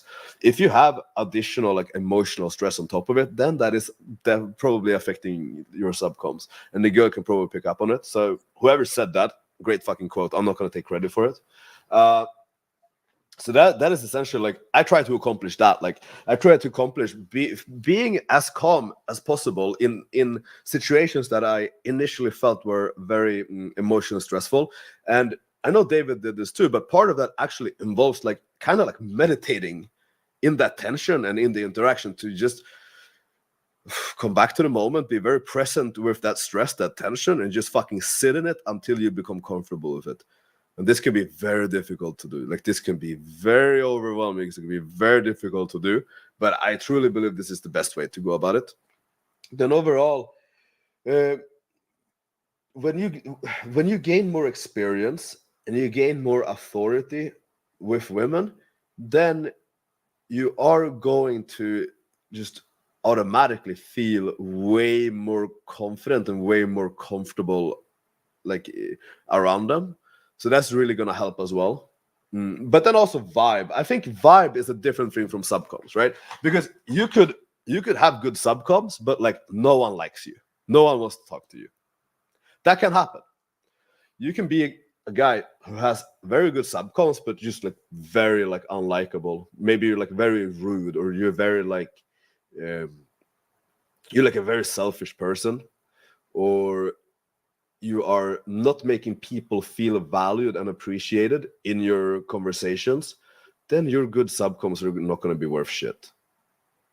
They might be worth something with like low quality, like trashy girls who are not like maybe like the most mentally healthy, and they're not going to like really pick up on these things. But like actually like high value, attractive women are never going to be around that. They're never going to like allow that in their vicinity. So I think that's another thing. Like just being like a likable person to be around. That's something that a lot of guys can work on. And it's just like general like social awareness and social intelligence, being able to pick up on social cues. If you're not able to do that, then your vibe is not going to be as good as it could be, because you don't know how to calibrate, because you don't really know how other people are reacting to what you're doing and how they're feeling. Spot on. Yeah.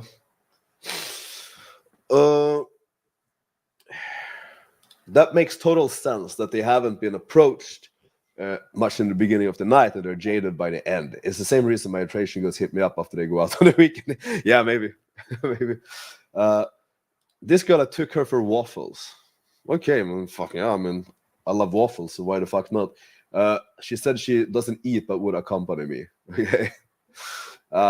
There wasn't much sexuality, but she was investing emotionally. I asked her number and said, I want to take you out. And she said she will think about it, but gave her number. Okay. If she has to think about it, it's not the best sign. But look, I'm not going to be I don't want to be too critical here because this is your first internet date. This is a win. No matter how you flip it, this is a success. This is a success. So I'm not going to roast it or anything. This is great. This is fucking great. I dropped her to her cab and she asked what I'm looking for. I said, I'm not sure. And that's exactly why she deleted dating app. Okay. Well, that's the thing also. You need to be able to answer this question. This is okay because you're new to this. So obviously, you're not going to know how to answer this shit. But that's the thing. Girls fucking hate it when guys don't know what they want. It's a very unattractive trait. And it's very frustrating. It's very frustrating for them. So you need to know how to answer that for sure. Yeah, and that has to be congruent with your behavior leading up to that, right? First of all, why are you taking her to waffles if she says she's not going to eat? To me, that makes no fucking sense. What did you do? Just sit there and eat while she watched you eat? It makes no sense to begin with, right? It's just I'm not hungry. I'm not going to eat. And fuck the waffles, right? Yeah, let's get a coffee though. We get a coffee or just sit down on the fucking bench and talk, or I'm not gonna sit down and order waffles. Anyway, but look, she's asking this question, what are you looking for? And you said there's nothing sexual that happened in this interaction. It was all emotional. Essentially, you're building connection. You were asking her questions, get to know you, that kind of thing. Essentially, you were kind of relationship framing this, right? And that's why she asked, what are you looking for?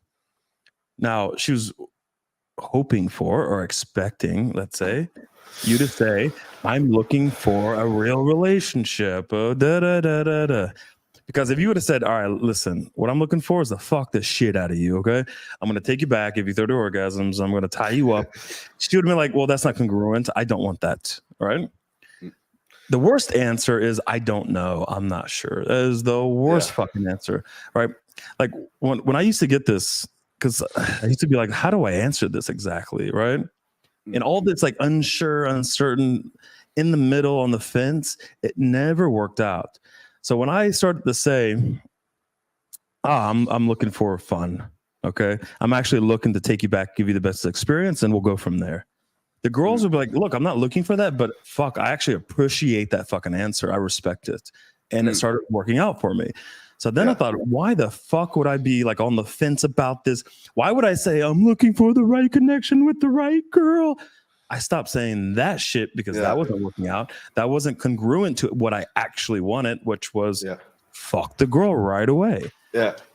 So when I was open and honest, maybe they didn't want that, but they actually appreciated it. They respected it. And they're like, all right, fuck.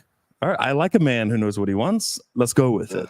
Right? Yeah. Oh, bro, so many times. I've even told girls, if I knew that this would work with them, I've even told them, I'm looking for a fucking girl to destroy tonight.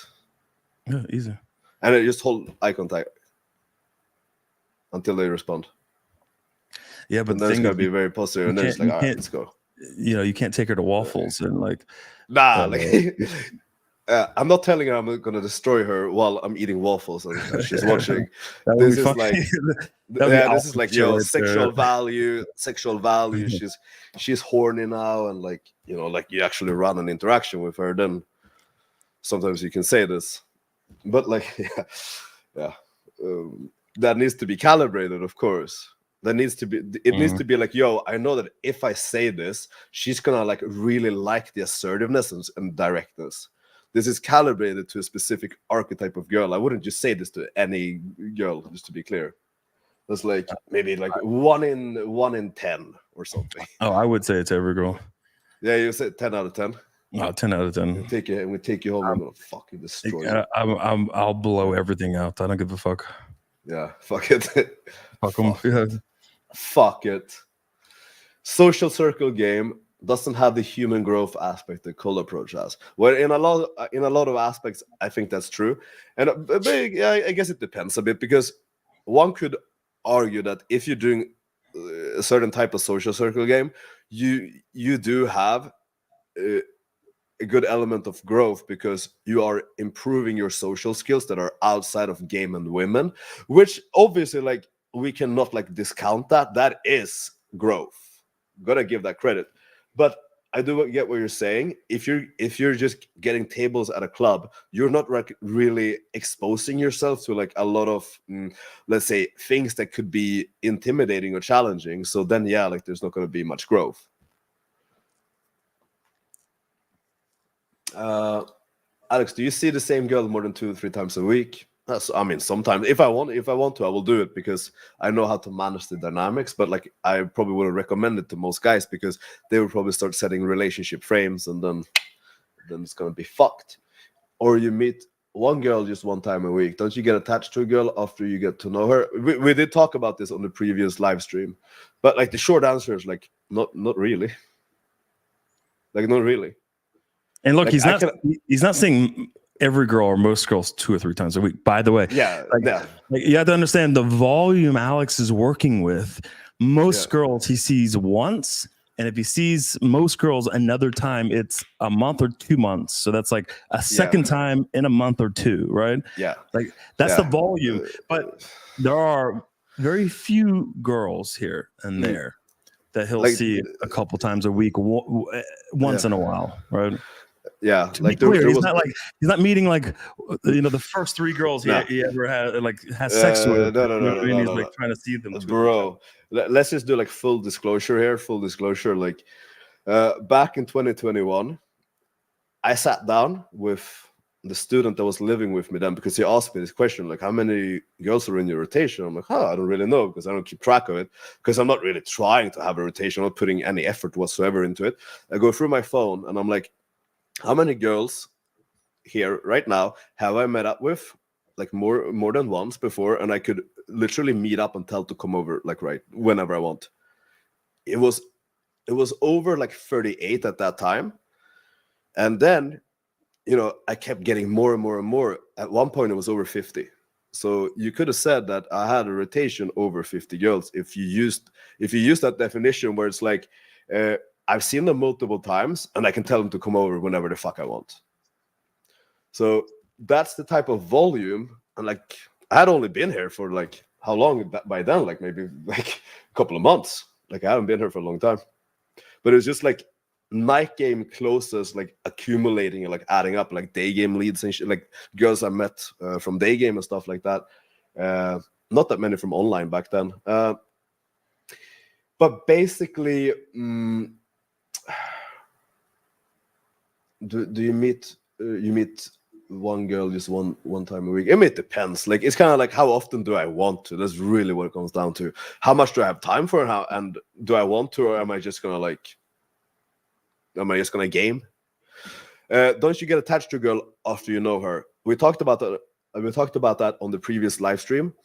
I don't get attached, even though like I can really deeply care for a girl, and like I can really enjoy being around her, and like all of those things. But I don't get that sense of attachment. I don't get that feeling of neediness. That's completely gone.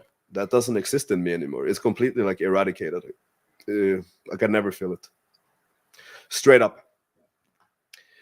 And I think a big part of that is obviously like a lot of experience, but then also knowing that like I can replace this girl and find a better one whenever, and very, very quick. I have the skills to do that. I can do that whenever the fuck I want. I literally have to step outside my door, go into the mall, and I can do it within a couple of approaches, pretty much. Very easy. So then because a lot of times when guys get attached, it's just because like they think that they found like a really good girl and it's going to be difficult to replace her. Well, if you don't have that and you just know you can snap with your finger fucking replace her, then it's going to be a little bit less likely that you're going to feel that sense of neediness. Let's call attachment neediness, actually, because I think they're pretty much the same thing. When you look at the behaviors and you really like dissect it, I think they're pretty much the same thing. When you're being very loud in the club with your wings and yelling and girls start looking your way, how do you take advantage of those IOIs? Oh, David, we do this a lot. You're loud in the club with your wings and yelling, girls start looking over at you. Yeah, do you approach as soon as you see? No, not necessarily, right? We kind of put it in our mind, like, all right, this girl keeps looking over now. This girl's doing this. This girl's moving closer to us. So we kind of keep track of it. Now, what we can do if the girl is giving IOIs or moving closer to us when we're being very loud, we'll get them involved, engaged, let's say, in whatever the fuck we're talking about, right? So we'll be like, hey, blah, blah, you know what I mean? Hey, what do you think about that? Exactly. Yeah. Okay. And then we'll just jump in, spike their emotions, and move away. Maybe we'll jump to the second group that gave IOIs, bounce out. So we'll give them a little bit of taste, okay? Make them a little bit interested and take it away. Move on to the next, right? Maybe use the next group of girls as pre-selection. And if you could work the room that way, all of a sudden it feels like the entire room is yours. Okay. Every girl, every group set, their attention, their focus is now on you. And you have, it's just crazy pre-selection, crazy value. Oh man. And essentially you could jump into any of these interactions you want, and it's hooked already. Like it's done. Yeah, man. Love that. That happened to me. When my subcons are good, I get hella IOIs, and now I finally noticed them. There you go. What to do if I'm not medically allowed to lift? Oh, fuck, that sucks. That is a unfortunate situation. Can get really hot girls by being just lean. I mean, I see guys who are just like skinny, but they have good confidence, good body language, and they dress well. Yeah, of course. I mean, there are a lot of girls who actually like skinny guys. That's like an archetype that girls love. You know, that's the thing. I mean, you can get hot girls by being fucking fat too. Like we've both done it. But we're not recommending it because it's making it unnecessarily harder. But you can absolutely do it. We both fucked model-looking models while we were very fat, like ridiculously fat. Like I was probably like 35% body fat above, like, you know. You can definitely do it. You can overcome a lot by just being very confident and having fucking great variables, good subcoms. Is it necessary to show intent if you do indirect game? Well, you don't have to immediately, but at some point you have to switch, right? You have to switch, but I think there should always be like a little bit of intent. Because she should never see you as just like a friendly guy. That should never be like the case. Even if you're coming in indirect, she should still see like, okay, fuck, this guy has great subcoms. He's very confident. He's very assertive. He's not the type of guy that I would fucking friend zone. And you're not like being necessarily like fully platonic with her. You're just not like going...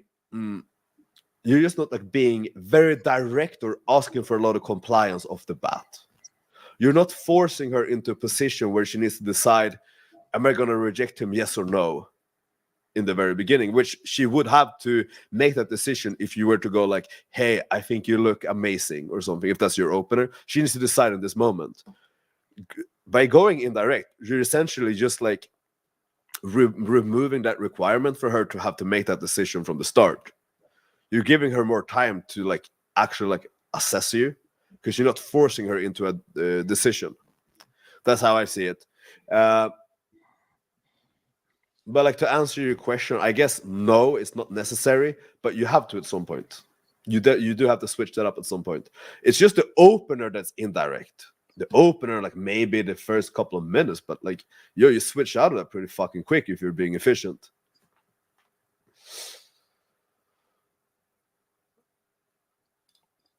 Why does UMP de-emphasize comfort building, whereas other teachers usually say it's more important and longer than attraction/value building? Well, I'm curious what their definition on comfort is as well, because we're actually very big on a lot of other things, such as showing understanding of the girl, which is actually going to make her feel very comfortable, and also we're very big on like objection handling, which is also essentially like gonna address her whatever issues she might have about comfort. But a lot of guys, they seriously overestimate how much comfort you need to build with a girl. Most guys, they don't struggle with comfort, they struggle with attraction. They struggle with attraction and fucking sexualizing. That's what I would say. I mean, does the girl have to feel comfortable? Well, kinda. Because if she feels too comfortable, that just means that you don't have enough value or attraction. That's the thing. They're going against each other. Like, you're not gonna get her by making her just feel comfortable. You want her to feel like fucking butterflies. You want her to feel excitement. If she's comfortable, this just means that there's not a lot of emotions going on there. A girl who is very attracted to you is not just gonna feel comfortable. That's not how she's gonna describe this situation to her friends. If they ask her next day, like, okay, Stacy, how did you feel with Chad yesterday? Oh, I just felt very comfortable. Then you know that was not good at all.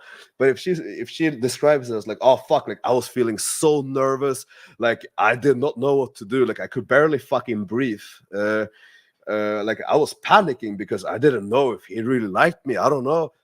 Which one is better? Which one would you rather have her describe you as? It's probably not the first one where she describes you as, oh, I was just feeling comfortable. Yeah, and the comfort building in a way is built into our game. Like we don't have to put an emphasis on building comfort. I never go, oh my God, oh my gosh, she's not comfortable. No, I have to build it. Like, how am I going to build it? What's your favorite color? What traumas did you have as a child? Let's talk about that is retarded. That is retarded. That is absolutely retarded. Just imagine being a socially aware, socially confident, charismatic guy who has some empathy, who could read women, who could calibrate. Just picture that guy, okay? Talking to a girl. She's not going, oh, I need comfort. No, she's like, yo, this guy he's charismatic, right? He's enthusiastic. He's socially aware, right? Socially intelligent. He's cool, right? He has some empathy. He's not a complete psychopath, which could also be an attraction trigger. But that is an attraction trigger for sure. Yeah. But like, you just imagine that girl. She's like, yo, I feel comfortable from the start, right? Comfortable, but we still want her to feel tension. We reframe as excitement, of course. Like, yo, we get girls who show up like I have girls like in the lobby and they're writing me, I'm really nervous, I'm scared, but I'm downstairs in the lobby. Can you come pick me up? You know? Yeah.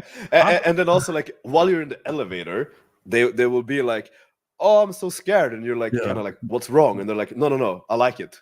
Yes, I like that I'm feeling scared. I like it. Like you have to be so inexperienced with women if you think that they don't want to feel these emotions. That is such a. If someone tells me that, it's just it is a very big sign of inexperience, honestly, because there are so many scenarios where they want to feel so much excitement. Like girls are so drawn to that shit. They're so drawn to it. It's such a massive attraction trigger. If you are trying so hard to build comfort, you are seriously missing out on a lot of attraction that you could have had. But then obviously there's a point where you handle the girl's concerns as well. You make her feel comfortable by, first of all, creating a lot of fucking emotion, a lot of tension, actually get her like fucking turned on, have her be very attracted to you, make her chase, and then when she tells you what her concerns are, she's like, oh, I don't know if I'm actually good enough for you, or she's like, I don't know about this or this, I don't want a one-night stand. Then you handle those things. You tell her, you literally like handle those objections. That's it. That's it. But if you create a phase within your interaction that is like attraction, comfort, basically what that looks like is you did well in the beginning, you built attraction, and then you're boring her to death. You're probably not going to pull a lot of those girls. I'm moving to New Zealand for 3 months and Australia for a year soon. Do you guys have any experience in these places? Yes, I lived in Australia for basically like 3 years. I've been in Melbourne, Perth, and Sydney, mostly Sydney and Melbourne. Where would you recommend? In Sydney, I would recommend like Bondi is really good. You get a lot of like Swedish girls, bro. The Swedish girls in Sydney, they're fucking crazy. They are crazy, man. Otherwise, like anywhere in the central business district, we usually stay in like Darling Harbour, that area, or we get like a baller place on Pitt Street. You know, maybe we stay in the Marathon or something like that. It's gonna depend. What's your go-to DHV after you're open for both of you? I don't have like a go-to verbal DHV, but like I would say like this.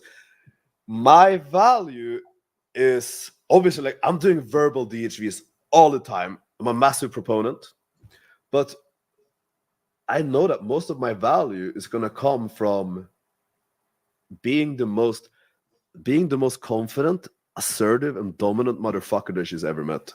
That is by far the most effective way to build value. That's how you should think about it, really, because if you're not able to, let's say, convey that within your interactions, then your verbal DHVs, they're not going to matter for shit. They're only going to matter when you have these things. Mm-hmm. That's the only time they're ever going to have an impact. So you need to think of the biggest DHV you can do is display a lot of fucking confidence and assertiveness. Yeah, I mean, look, that's like, let's say I'm going into an interaction. Or if there's like a general sort of mindset, okay, which is not like we're thinking of this depending on the girl, the situation, what we're reading into the girl, the archetype, whatever. But let's say generally, my main focus is subcoms, strong eye contact, proximity, everything except for the actual verbals. Okay, so when I go in, usually I don't know what the fuck I'm going to say. I have no idea. I'm in front of the girl, good subcoms. I'm opening strong. I don't know what I'm going to say. Okay. Now, the deech thing is, well, you have a lot of compliance. You have attraction at this point. Okay. Before you even said anything, really, before you really started this conversation, what's my go-to deech? Everything. Okay. Everything. Yo, I had like during the boot camp, I had a student. I was talking to the student, and the girl comes up, and immediately, the moment she walked up, it was like 1 minute. She walks away, and he goes, "Dave, what the fuck? You like DH feed?" I lost count how many times you DH feed in that 1 minute. Right? Everything is a DH feed. Whatever you're talking about, it's a DH feed. DH feed, DH feed, DH feed. But eventually, I want to sexualize, I want to build sexual tension, and I want to throw out my sexual DHVs at some point in the interaction. Build that value proposition, go for the close, easy. But like everything you do is a DHV. Yeah. When she asks you a question, it's a fucking DHV. Yeah. What's your favorite color? My favorite color is green. Okay. My favorite color is green. Because I make so much money. Okay, don't say that. But as an example, like everything makes you look good, right? There's authority, there's value, there's pre-selection, there's whatever it is. Okay, it's always a DHV. Okay, I try not to even go neutral. Okay, like I'm like fuck, I don't want to stay neutral too long. I want everything to be DHVs, which means you're never DLVing yourself. You're not coming close to DLVing yourself. But like Alex said, you need to have the subcoms, right? You need to have the confidence, the eye contact, everything nonverbal, let's say, because you're going to have the attraction and compliance when you actually start to have that conversation. Let's think about it like this. If you're not able to create the attraction just from your body language and from your subcoms and from your tonality, then they are not good enough. You should be able to. Really, like you should be able to walk down the street, okay, and girls give you IOIs. They should look at you and assume that you fuck. They should look at you and assume that you fuck a lot of women, okay? And if she thought about you, she's not thinking, "Ooh, what a nice boy." She's thinking, "Yo, if I get caught up in a room alone with this motherfucker, he's gonna destroy me." Okay? Yes. Fucker. Like look. If she thinks about sex with you, it's he's gonna fucking wreck me. He's gonna put me in a fucking wheelchair. This motherfucker. Okay. They have to know. This is you just walking down the street. You in the fucking club. This is what they should be thinking about you, just based on your walk, your subcoms, everything before you talk to the girl. Yeah. Another Tinder live stream in the future, bro. It's summer. It's summer. It's cold approach season. I mean, we might do it, but come on, bro. It's cold approach season. Don't be like that.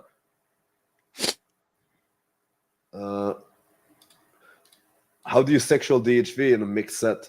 I'm thinking, I mean, orgasm. Yeah, bro, I do this all the time. Like, literally, I love to do it in front of the friends because I want my girl to see how strongly her fucking friends are reacting to it. It's almost pre-selection on the DHV. It's like, oh, they are reacting incredibly well to it. I should also.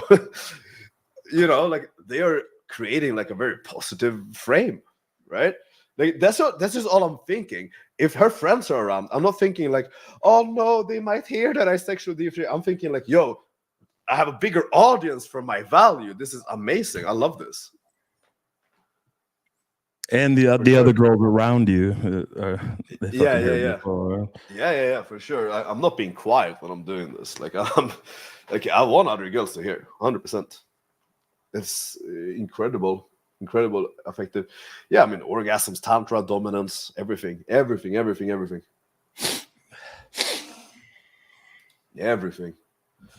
that's the thing. Like, if you try to do this without the confidence, they're gonna eat you up. That's the thing. They're gonna push back, bro. Like, that's what you need to be assertive. You need to be confident when you're saying this. You can't be thinking in the back of your head like, oh fuck, how is she gonna react? Because they're gonna see that and then they're gonna give you non-compliance. Bro, I don't remember the last time I got non-compliance on like a sexualization. Like, it was literally been like months, maybe longer. Like, when was the last time you got it? Like, I've never seen you get it. I've never seen you get pushback in like years. I mean, look, dudes, they're really not gonna believe this shit. Yeah, right? because that's the thing. I feel like when I'm saying this, no one's gonna believe it. But it's true. I literally cannot remember. Like, even going back to in 2018 when we were gaming in Budapest. Yeah. No, I mean, this like. I'm so confident and comfortable just bringing up these sexual topics because I just never get pushback or non-compliance. Yeah, it's so smooth at this point. Yeah, I mean, I love to do it in the mix set. But look, most guys when they just sexualize, like, we're not even talking about like explicitly verbally sexualizing. Yeah. They come off like super hesitant, super scared, super worried. They're like reading the girl like, oh no, are you going to like push back? They get a little bit nervous. They stutter. Yeah, bro, you're going to get so much fucking pushback. She's going to eat you alive. Yeah. She's going to eat you alive and call you a creep, pretty much. Like I'm at the point you have to do it. I don't even bait it. Like, I'm at the point where I'm just like, yo, I'm just going to fucking, I'm going to sexualize. Like, I don't give a fuck. Yeah, uncalibrated. Exactly. I don't give a shit. But it's all about it's received well, right? Yeah. Like, I do see, especially when I'm just like, fuck calibration, I'm just gonna sexualize. I do see the girl, her eyes, her face, She has a split second where she's deciding, am I going to roll with this? Am I going to be compliant essentially? Yeah. Because I know I shouldn't be. I should give pushback. I could see that in her eyes for a moment. Okay. But they always commit. They're like, oh no, here we go. Yeah. I'm going to be compliant. Yeah. Yeah. I just realized he was talking about a mix set, which means that if there's a guy there, yes, then you should absolutely do it. The thing is, if you do it well and you like kind of befriend the guy, he's just going to be super impressed at everything you're saying. He's going to be like, oh, wow, fuck, I wish I could do that. That's usually what happens. And then like it's done. Like it's such a done deal. Bro, if other guys there, bro, it's the easiest. Bro, I feel so bad for them when they say shit like that. Yeah, like, I'm like, oh, you don't realize what you're doing to yourself now, motherfucker. Yeah. No, you just deal with yourself, bro. Like, don't say like I just want to stop everything. Be like, bro, don't deal with yourself like that. Yeah. You know what I mean? You just feel bad for them. But they do like that. That's usually what happens when they do it when there's a guy there. He's gonna be like either he's gonna be like intimidated because he sees how well the girl is reacting to it, and then he's fucked because she can see that. She's aware, or he's just like really impressed and he starts like validating and like complimenting your sexual THVs, which then like amplifies the value. Is a done deal. You'll gain a hell of social awareness from going out a lot. I notice so many things now and can pre-open non-verbally before I even say anything. Get in the Mastermind 2-week free trial. Yes, Elliot. I'm not asking any more questions. I'm just manifesting Alex and David's energy to pull tonight. Let's fucking go. There we go. Behavior DHV. What's the eye contact sweet spot to avoid giving a staring vibe? Well, I think first of all, it's a lot about how you do the eye contact. If you're like this, then like it's gonna suck.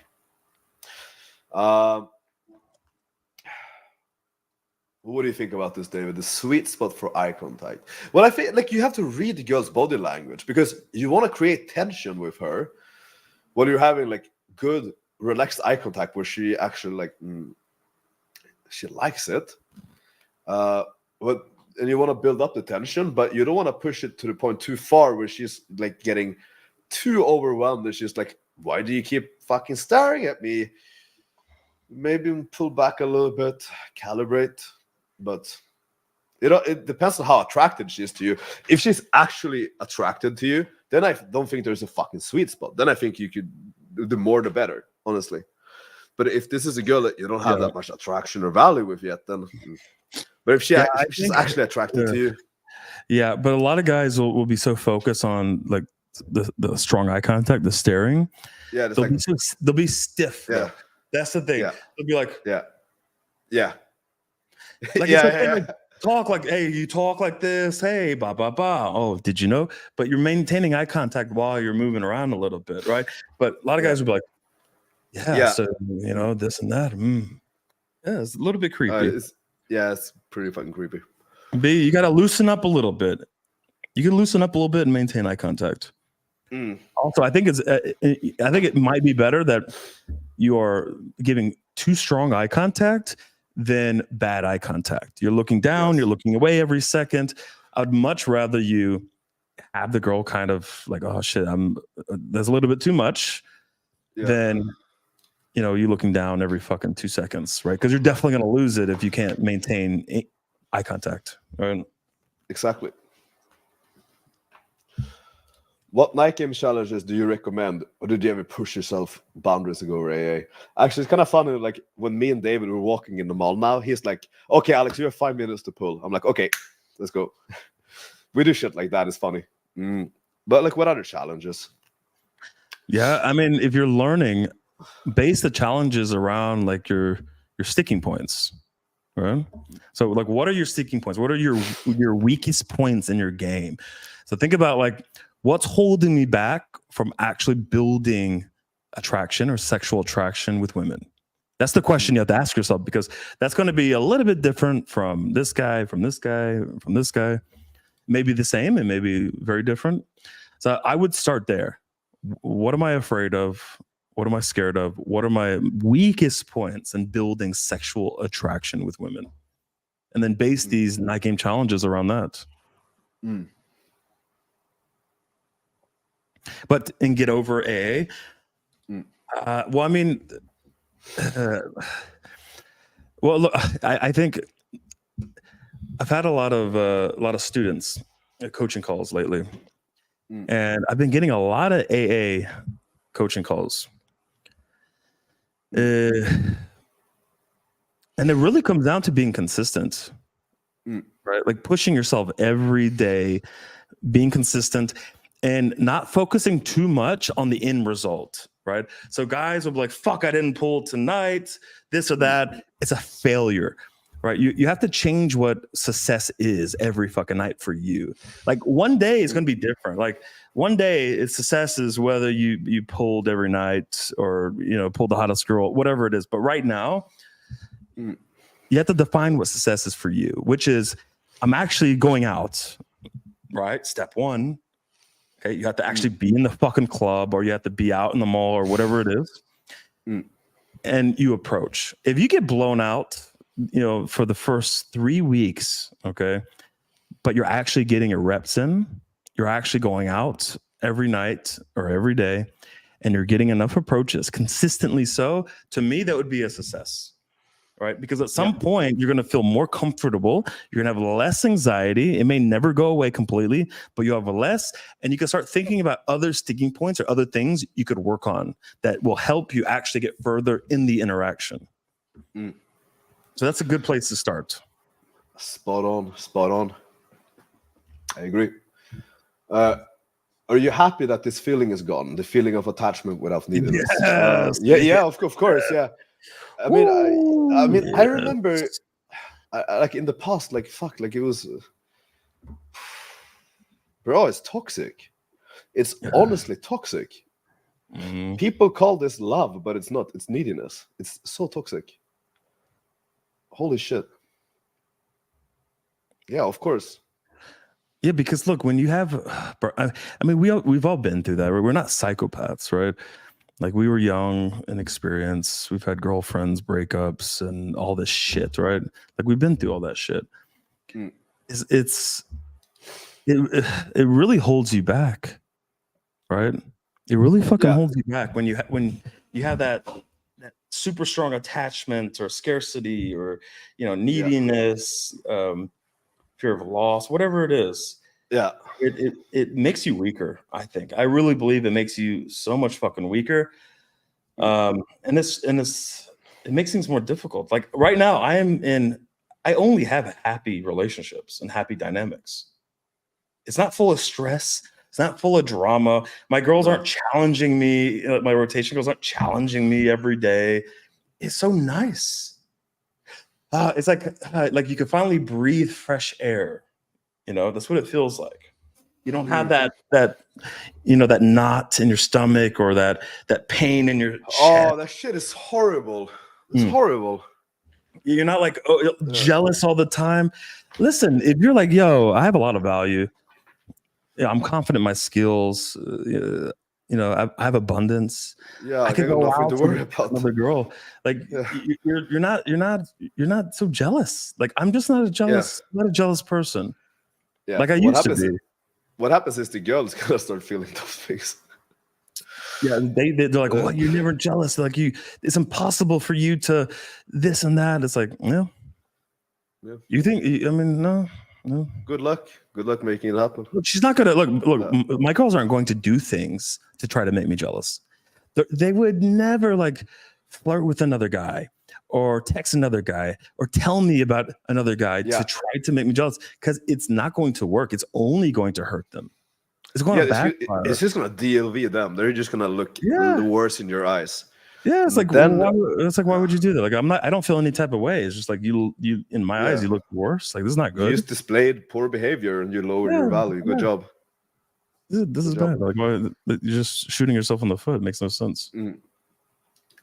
I realize some girls still want a slower, more romantic approach even after sexual escalation. Do I agree?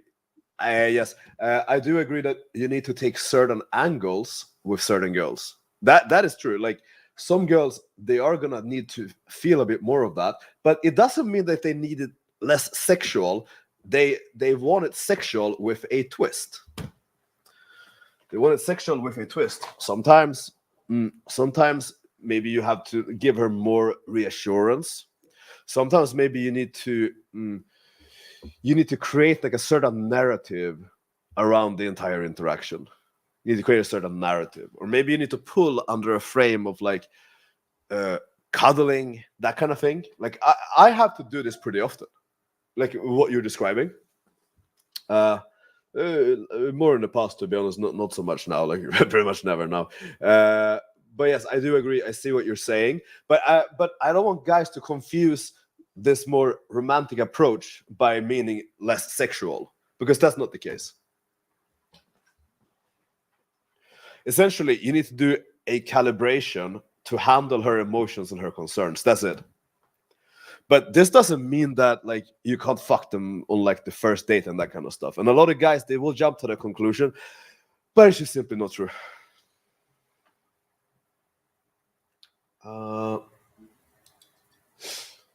I was talking to a girl about the gym, and she's telling me from nowhere she's vibing very well with this other guy from her gym, and she thinks it's a matter of time something happens.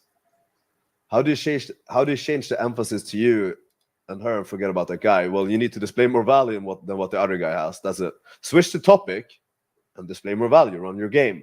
Don't stay on this topic. The worst thing you can do is stay on this fucking topic.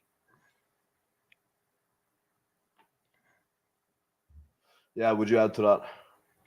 Yeah, I'm just curious about how this topic even like how, it's interesting. It's interesting because like there's two things. Like let's say you're like very open-minded, you're non-judgmental, you've sexualized, okay, maybe you've talked about like all the gym girls you've gangbanged or something, okay, and she's like, yeah, well, there's one gym guy and something's gonna happen. Okay, that's one, that's one framing, all right? Like, what's gonna happen? Why hasn't he made a move yet? Is he scared? Why hasn't anything happened yet? Most guys, they get a little bit nervous, right? Some guys, if they get nervous, I don't know, they might never make a move. It's okay. Look, it's going to be kind of nervous. It's going to be cute sex, okay? Yeah, he's going to put a pillow behind your head and ask you if you're okay. And look, maybe you like slower, more romantic sort of sexual escalation. Maybe you enjoy that, right? Like this gym guy, like perfect. Yeah, maybe he will lay you down and pat your head, put a pillow behind your head, and ask you what your favorite color is. He'll start running connection game on you. Like, by the way, do you have any trauma? Before I start, may I touch you? Or you were. This is like a platonic interaction or dynamic you have with this girl, and you're like a friend, and she's talking to you like a fucking friend or a gay friend. Like it really depends on how did this topic come about. Yeah. How does she perceive? Yeah, it's interesting how the fuck this will come up, actually. This could also come in the form of like, it could come in the form of an objection where it's just like, I'm about to get serious with this other guy. I don't know.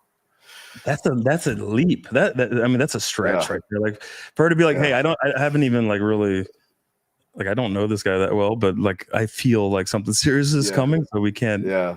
I don't know. That's a crazy rejection right there. Right.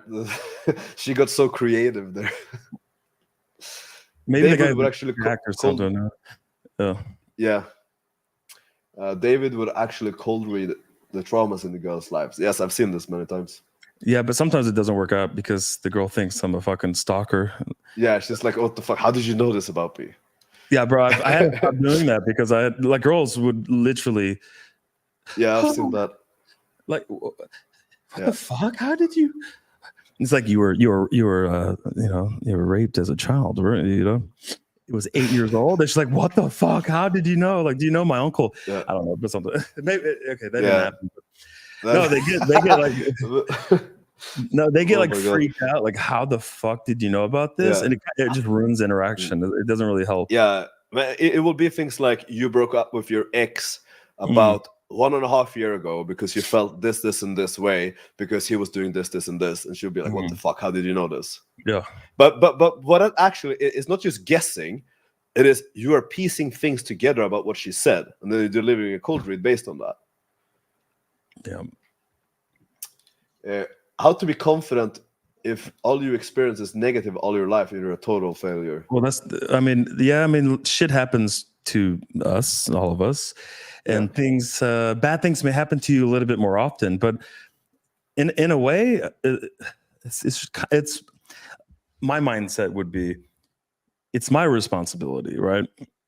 Right. Whether I'm happy or not, whether I'm positive or not, right? It's up to you at the end of the day, right? So there's shit that's out of your hands that happened to you. Well, don't harp on it, right? If it's out of your hands, but you could reframe things in your own mind, in your own life, right? To make it more positive or more optimistic. And I've had to do that my entire, at least especially during my journey, right? Is reframe things, my own thoughts, situations that happen, reframe it. So it's a more positive, optimistic outlook. And if you do that every single day with every thought, every negative situation, at some point it's going to rewire your brain and you're going to start thinking different, right? And better things will start happening to you. It's that simple. If you're stuck in this sort of negative loop, what do you think is going to happen? Negative things will happen to you. And things that aren't so negative will look even more negative. So first of all, you need to start getting, it's not easy, I know that, but you need to start getting out of that negative loop. And you have to take responsibility. Like, it's mostly your fault, let's say. It's your responsibility completely, right? Well, that is the first step, the responsibility. That's the thing. If you are a man, you need to take responsibility for everything that happens, even if it wasn't your fault. And that's the key, even if it wasn't your fault. Bro, I had to do that with my very first girlfriend, the first girl I fucked. She cheated. Okay, this was many, many years ago. She cheated, but I kind of went through this. She's evil. She's a bitch. It's all her fault. You're blaming everyone and everything. It's a little bit of women hatred for a couple months. It wasn't until I said, you know what? I'm going to take full responsibility for what happened here, even though it's not necessarily my fault. She did cheat, but the way that I looked at it was, if I was a different David, okay, I did different things. I had more value. I had stronger boundaries. I kept up with the frames. Maybe I gave more orgasms. I was better in bed. I just went through the list. It said, if I improved in all of these areas, let's say, this would have never happened. And this would have been the most well-behaved, loyal, good girl I've ever seen. So when I decided to switch over to that kind of mindset, everything changed in my life. Okay. If I go and talk to a girl, I get rejected. This bitch. No, I don't do that. What could I have done differently to get a slightly better reaction or more positive reaction or built more attraction? What could I have done in that interaction that would have gone down a totally different path, right? And once I started thinking about it that way, everything started changing. Everything from there on out. Yeah. And I mean, I think this is really key. I started thinking about it. I haven't thought about this in a while, but it's such a key thing. There's always good to reconnect with. You need to take responsibility for literally everything. If you get stuck in the rain, you take responsibility because you didn't check the fucking weather report. Even for the most ridiculous things, you can find a way to make that your responsibility and your fuck up your fault. And I think that is such a great thing, because I think you can have such a big influence. I think the challenge is staying clear away from self-loathing, self-hatred, right? Because when I did this, it was like, fuck, how do I balance this out or get rid of the self-loathing while taking responsibility? So it's something that you have to figure out in your own mind. You have to battle. But what I did was remove the emotions as much as I can and just hyper focus on the logical aspect of everything. So I just tried to separate. It's not easy. It's very hard. but you control your emotions while actually putting much of the focus on the logical side of things, like an interaction. Okay, logically, this is nothing personal. Like I'm not like a piece of shit. I'm a loser. No, I didn't go in strong enough. My tonality was off. She got the first impression she got of me was this timid fucking, whatever, this timid guy with no confidence. Okay, no experience with women. All right, well, I need to work on my opens, my tonality, my eye contact, right? And if you do that with every interaction, every situation, I mean, you're gonna have to grow. And that emotional side, right? That self-loathing, the hatred, blaming yourself, that's going to kind of fade away in the background more and more and more. The more consistent you are, that's going to fade away. And guess what? You're going to be highly logical, super logical, right? And you're going to be cooler under pressure. And you're going to be able to like learn and actually develop, right? And take the right steps to develop skills and gain experience. Yeah, totally. Here, you guys focus on DHV subconscious strategy. Do you have a product which details the fundamentals, or is it just a mastermind? Well, Marcus has made a product about this, which you can still buy it. You can still buy it. You can hit him up on Facebook or something, or Instagram, and he can send it to you. But also, like the mastermind, you will find a lot of great info there too. Probably start with the mastermind, and then if you want more, get his product. But there are others, bro. Like there's so much on this YouTube as well. Like the info is out there. Yeah, I mean, we put it everywhere. We and a lot of guys watching this, they're in the mastermind. We have so much content. Okay, we have so many resources, including very successful, experienced members that help each other out. It's the community that you want to be in. Like you will immediately improve. You will excel in this fucking group, right? Now, the product, the UMP product, becoming the ultimate man, that's a much more structured, sort of to the point course you could take.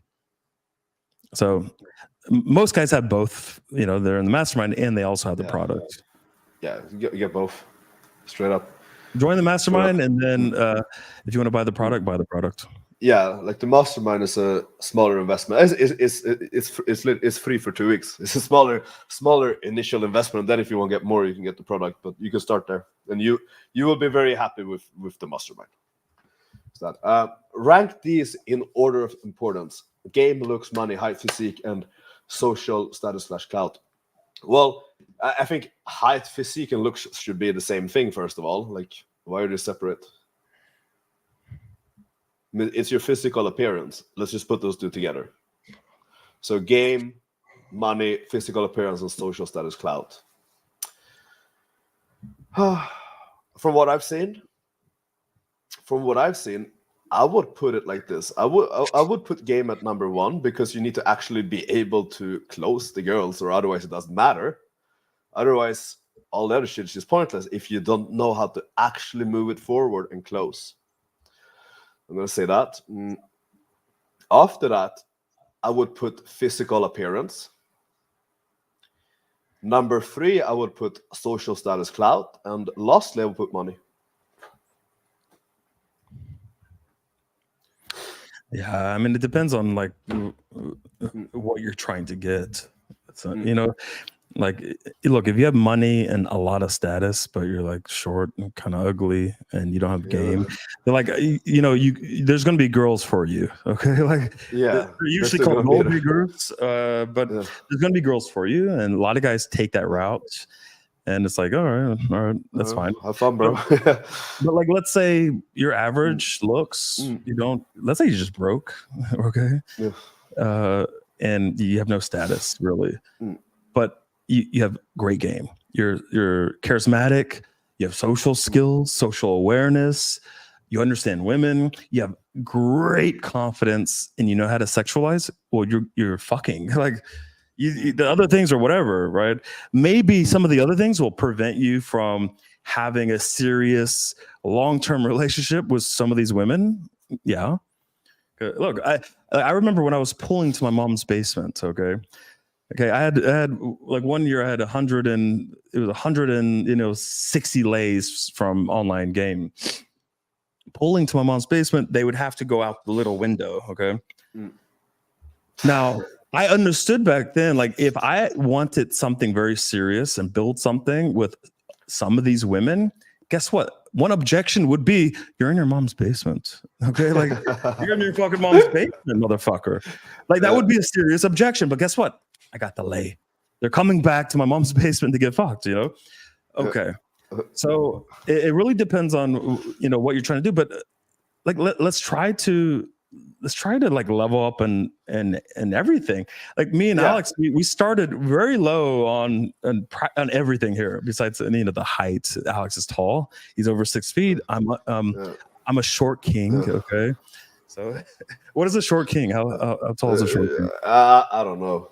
I don't know. What am I? 5'10", 5'9"? But I would say, I think I'm tall for American, but I'm average height for every European country. Actually, below average height in some. Netherlands and If Poland, I go to the Netherlands, even in Poland, I'm actually below average height for men. Well, I don't know about people that. Are just fucking. No, actually, like there's statistics on this. I think average height is like. Actually, I might be either at or slightly above because it's always changing. But I'm under in the Netherlands. That's all I know. Because and Poland, also like under in Germany or something. I think the average height in Poland is like 6 feet in Poland. Yeah, it's average here. Like guys think you're tall if you're 6 feet. Like you're average. You're like every other guy. Yeah, I mean, like if I go to Miami, I'm tall. Yeah, I mean, if I go to Miami, I'm tall because everyone's like Latino. They're fucking like 5'6". Look, you go to the Philippines or Indonesia, and you're a fucking tall bro. Dude, it's ridiculous. That's ridiculous. Yeah, that's ridiculous. Yeah, I'm a fucking giant over there, you know. Yeah, but look, level up. You know, height you can't do anything about that. You just got to do what you can. But suck it up. Fucking suck it up. Yeah. You work on game while you're you know getting your social status and your money up. Looks max, you know. Look, you could do things that immediately improve your looks, and there are things that's just going to take years. You know, work on everything. Yeah, I mean, blame your mom for fucking drinking tap water when you were a kid. Maybe that's why.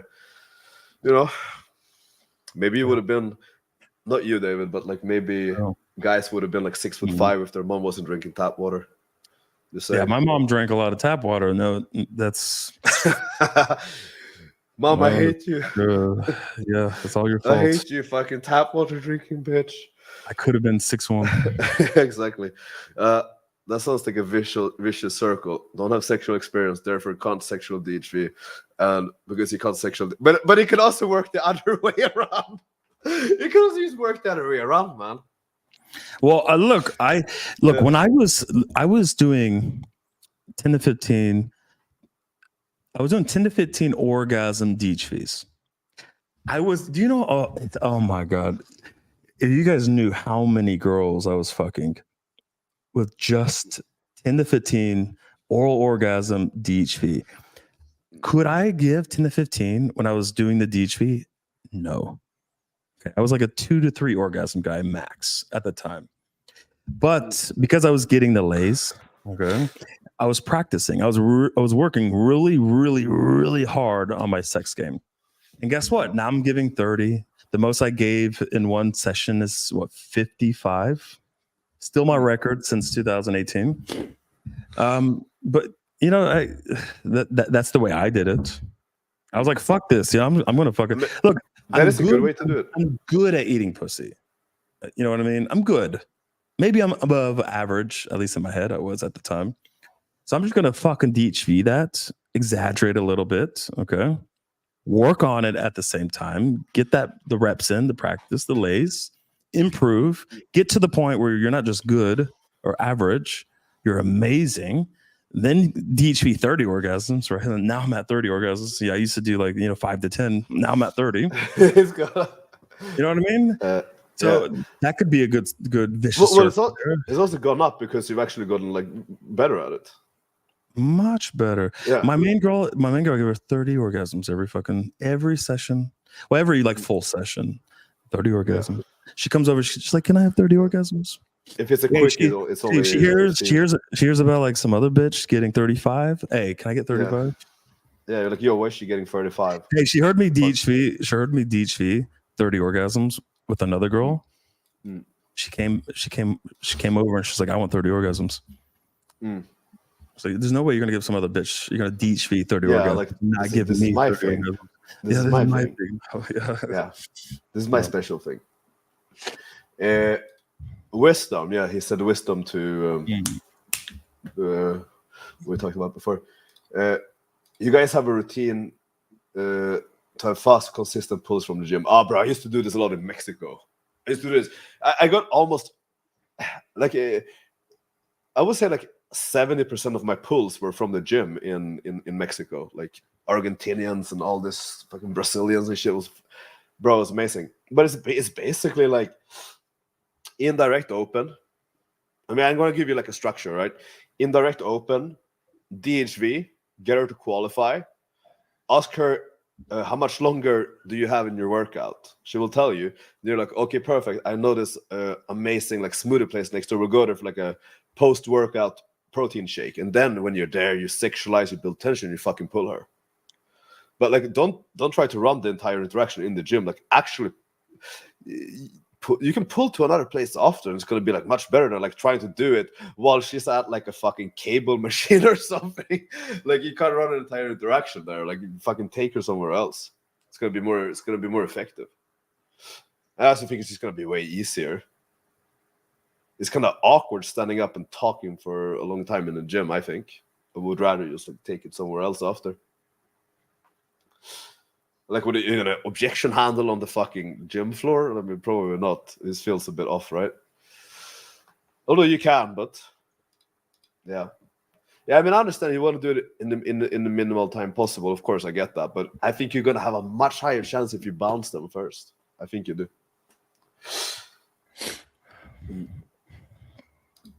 Where can we see David Swift infield? Well, actually, in the Ultimate Man product, there should be an infield, if I remember correctly. As in the product, look, it's any infield is going to be in the Mastermind. So, but you just come, like, instead of watching us on video, you just come watch us in person. You just come watch us in person. We go out all the time. We're not shy to game in front of you guys. Just come fucking watch us. If you really want to see it, come watch us in person. mm-hmm. Have you guys have enough game to turn a no girl to a yes girl? Yeah. All the time. All the time. It's like on a nightly basis. I could probably more than that. Not a girl that she gives you shit test because she into you. Yeah, I mean, of course. But a girl that doesn't give you much of an answer. Okay, first of all, a girl not giving you much of an answer is not a no girl. That's like a maybe girl. A no girl is like a girl that's totally like fucking refusing and telling you to fuck off. That's what I'm talking about. We can, like, you can turn those. But the ultimate no, because I think our ultimate no's, or at least for me, it was maybe number one, number two. Yeah. You know, we both got our ultimate no's on the same nights with the same. Oh, bro! Oh, fucking German girls. Yeah, 2018. That was the old motherfucker. It was more than no. Like, my girl was like, she was telling me, like, you're so annoying. I want to light your hair on fire, and she'd just run away from me. Yeah. Like, you talk so much. I fucking hate you. I just hate your face. I hate your voice. And she would walk away. But she was like a brat or something, right? Oh, the extreme brats. I'm not even sure she was a brat. I think she was just a hateful no. But girl, dude, there were some non-compliant in the start. It was crazy. Like, I had to pull another girl because my girl wanted nothing to do with me. So I told her just like, yo, if you want to get rid of me, help me talk to this girl. And she opened this girl for me, and then I pulled her out. And then she came up to I pulled her out from the club, and then she came up to David like, where did Alex go? And just like, oh, he's fucking this girl outside. And after that, I came back in and I had attraction, and I pulled her and I fucked her too. But that was like an ultimate no. She's like, no, I want nothing to do with you. Like, it was straight up like, it's not a shit test. It's like, actually, like, I'm not attracted to you. Like, please go. Bro, I think that's the most persistent interaction that I've ever had. Yeah. And like I was getting no. Like, it was not just no. I felt so uncomfortable. I felt so uncomfortable there. That was crazy. But look, hey, I finally gave up after I don't know how long I was like I took it as a challenge, you know, like 3 hours or shit, maybe 3 longer. hours. And then I go over to Alex and said, all right, bro, we could go to another interaction. I get a message, okay, on WhatsApp. It's her that says, where are you? Okay, she had left the club. And I was like, how the fuck did she get my number? She got it from another person. And I walk outside and she doesn't say a word. I just follow her up. And she also lived like next door to the club. Anyway, I fuck her. As I'm fucking her, who walks in? Alex and his girl. Yeah. And there's a third friend I tried to get in for a little threesome, but my girl was a little jealous. My Russian girl. Yeah. The next day, she hits me up and says, "Hey, don't tell my friend." But I got a little bit turned on and jealous with the spank marks on her ass. And then she came over and I fucked her as well. Dude, do you know that I pulled my girl to our Airbnb first before we went to her place, and I think it was Mark was sleeping in the bed because we only had one bed. So I'm like, bro, I'm pulling. He's like, he's like sleeping, and he's like unconscious, and he's like, just put a blanket over me. She doesn't see me. So I was actually like, so Mark was there next to her, but he was just like under the blanket. It was practically a gangbang. Very much. I mean, that's like a +1 for him too. He was practically in the same bed, so I guess that counts.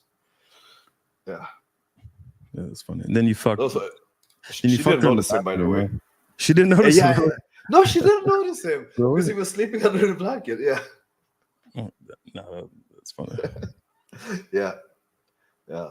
But yeah, then that happened. Okay.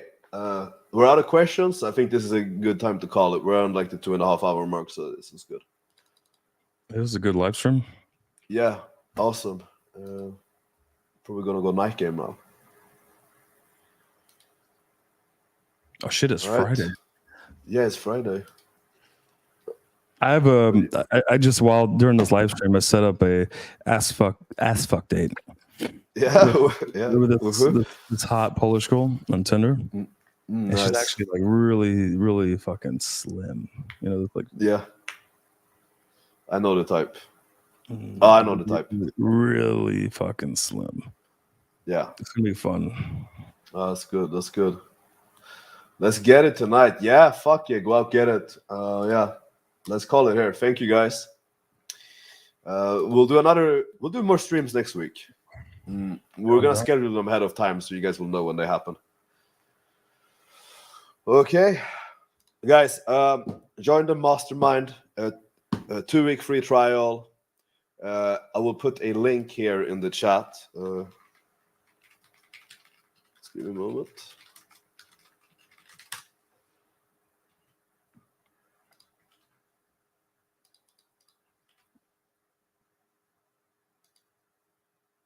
Do you have the link? I got it here. Yeah, here.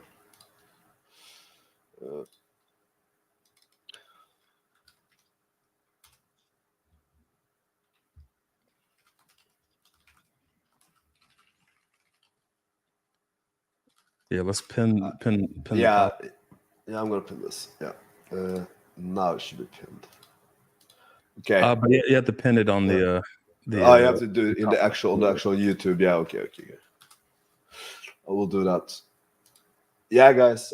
If you want to improve as rapidly as humanly possible, then this link is where you need to click. All right. Yeah, David, thanks for jumping on. We'll do another one next week. All right. Good luck, guys. See you guys.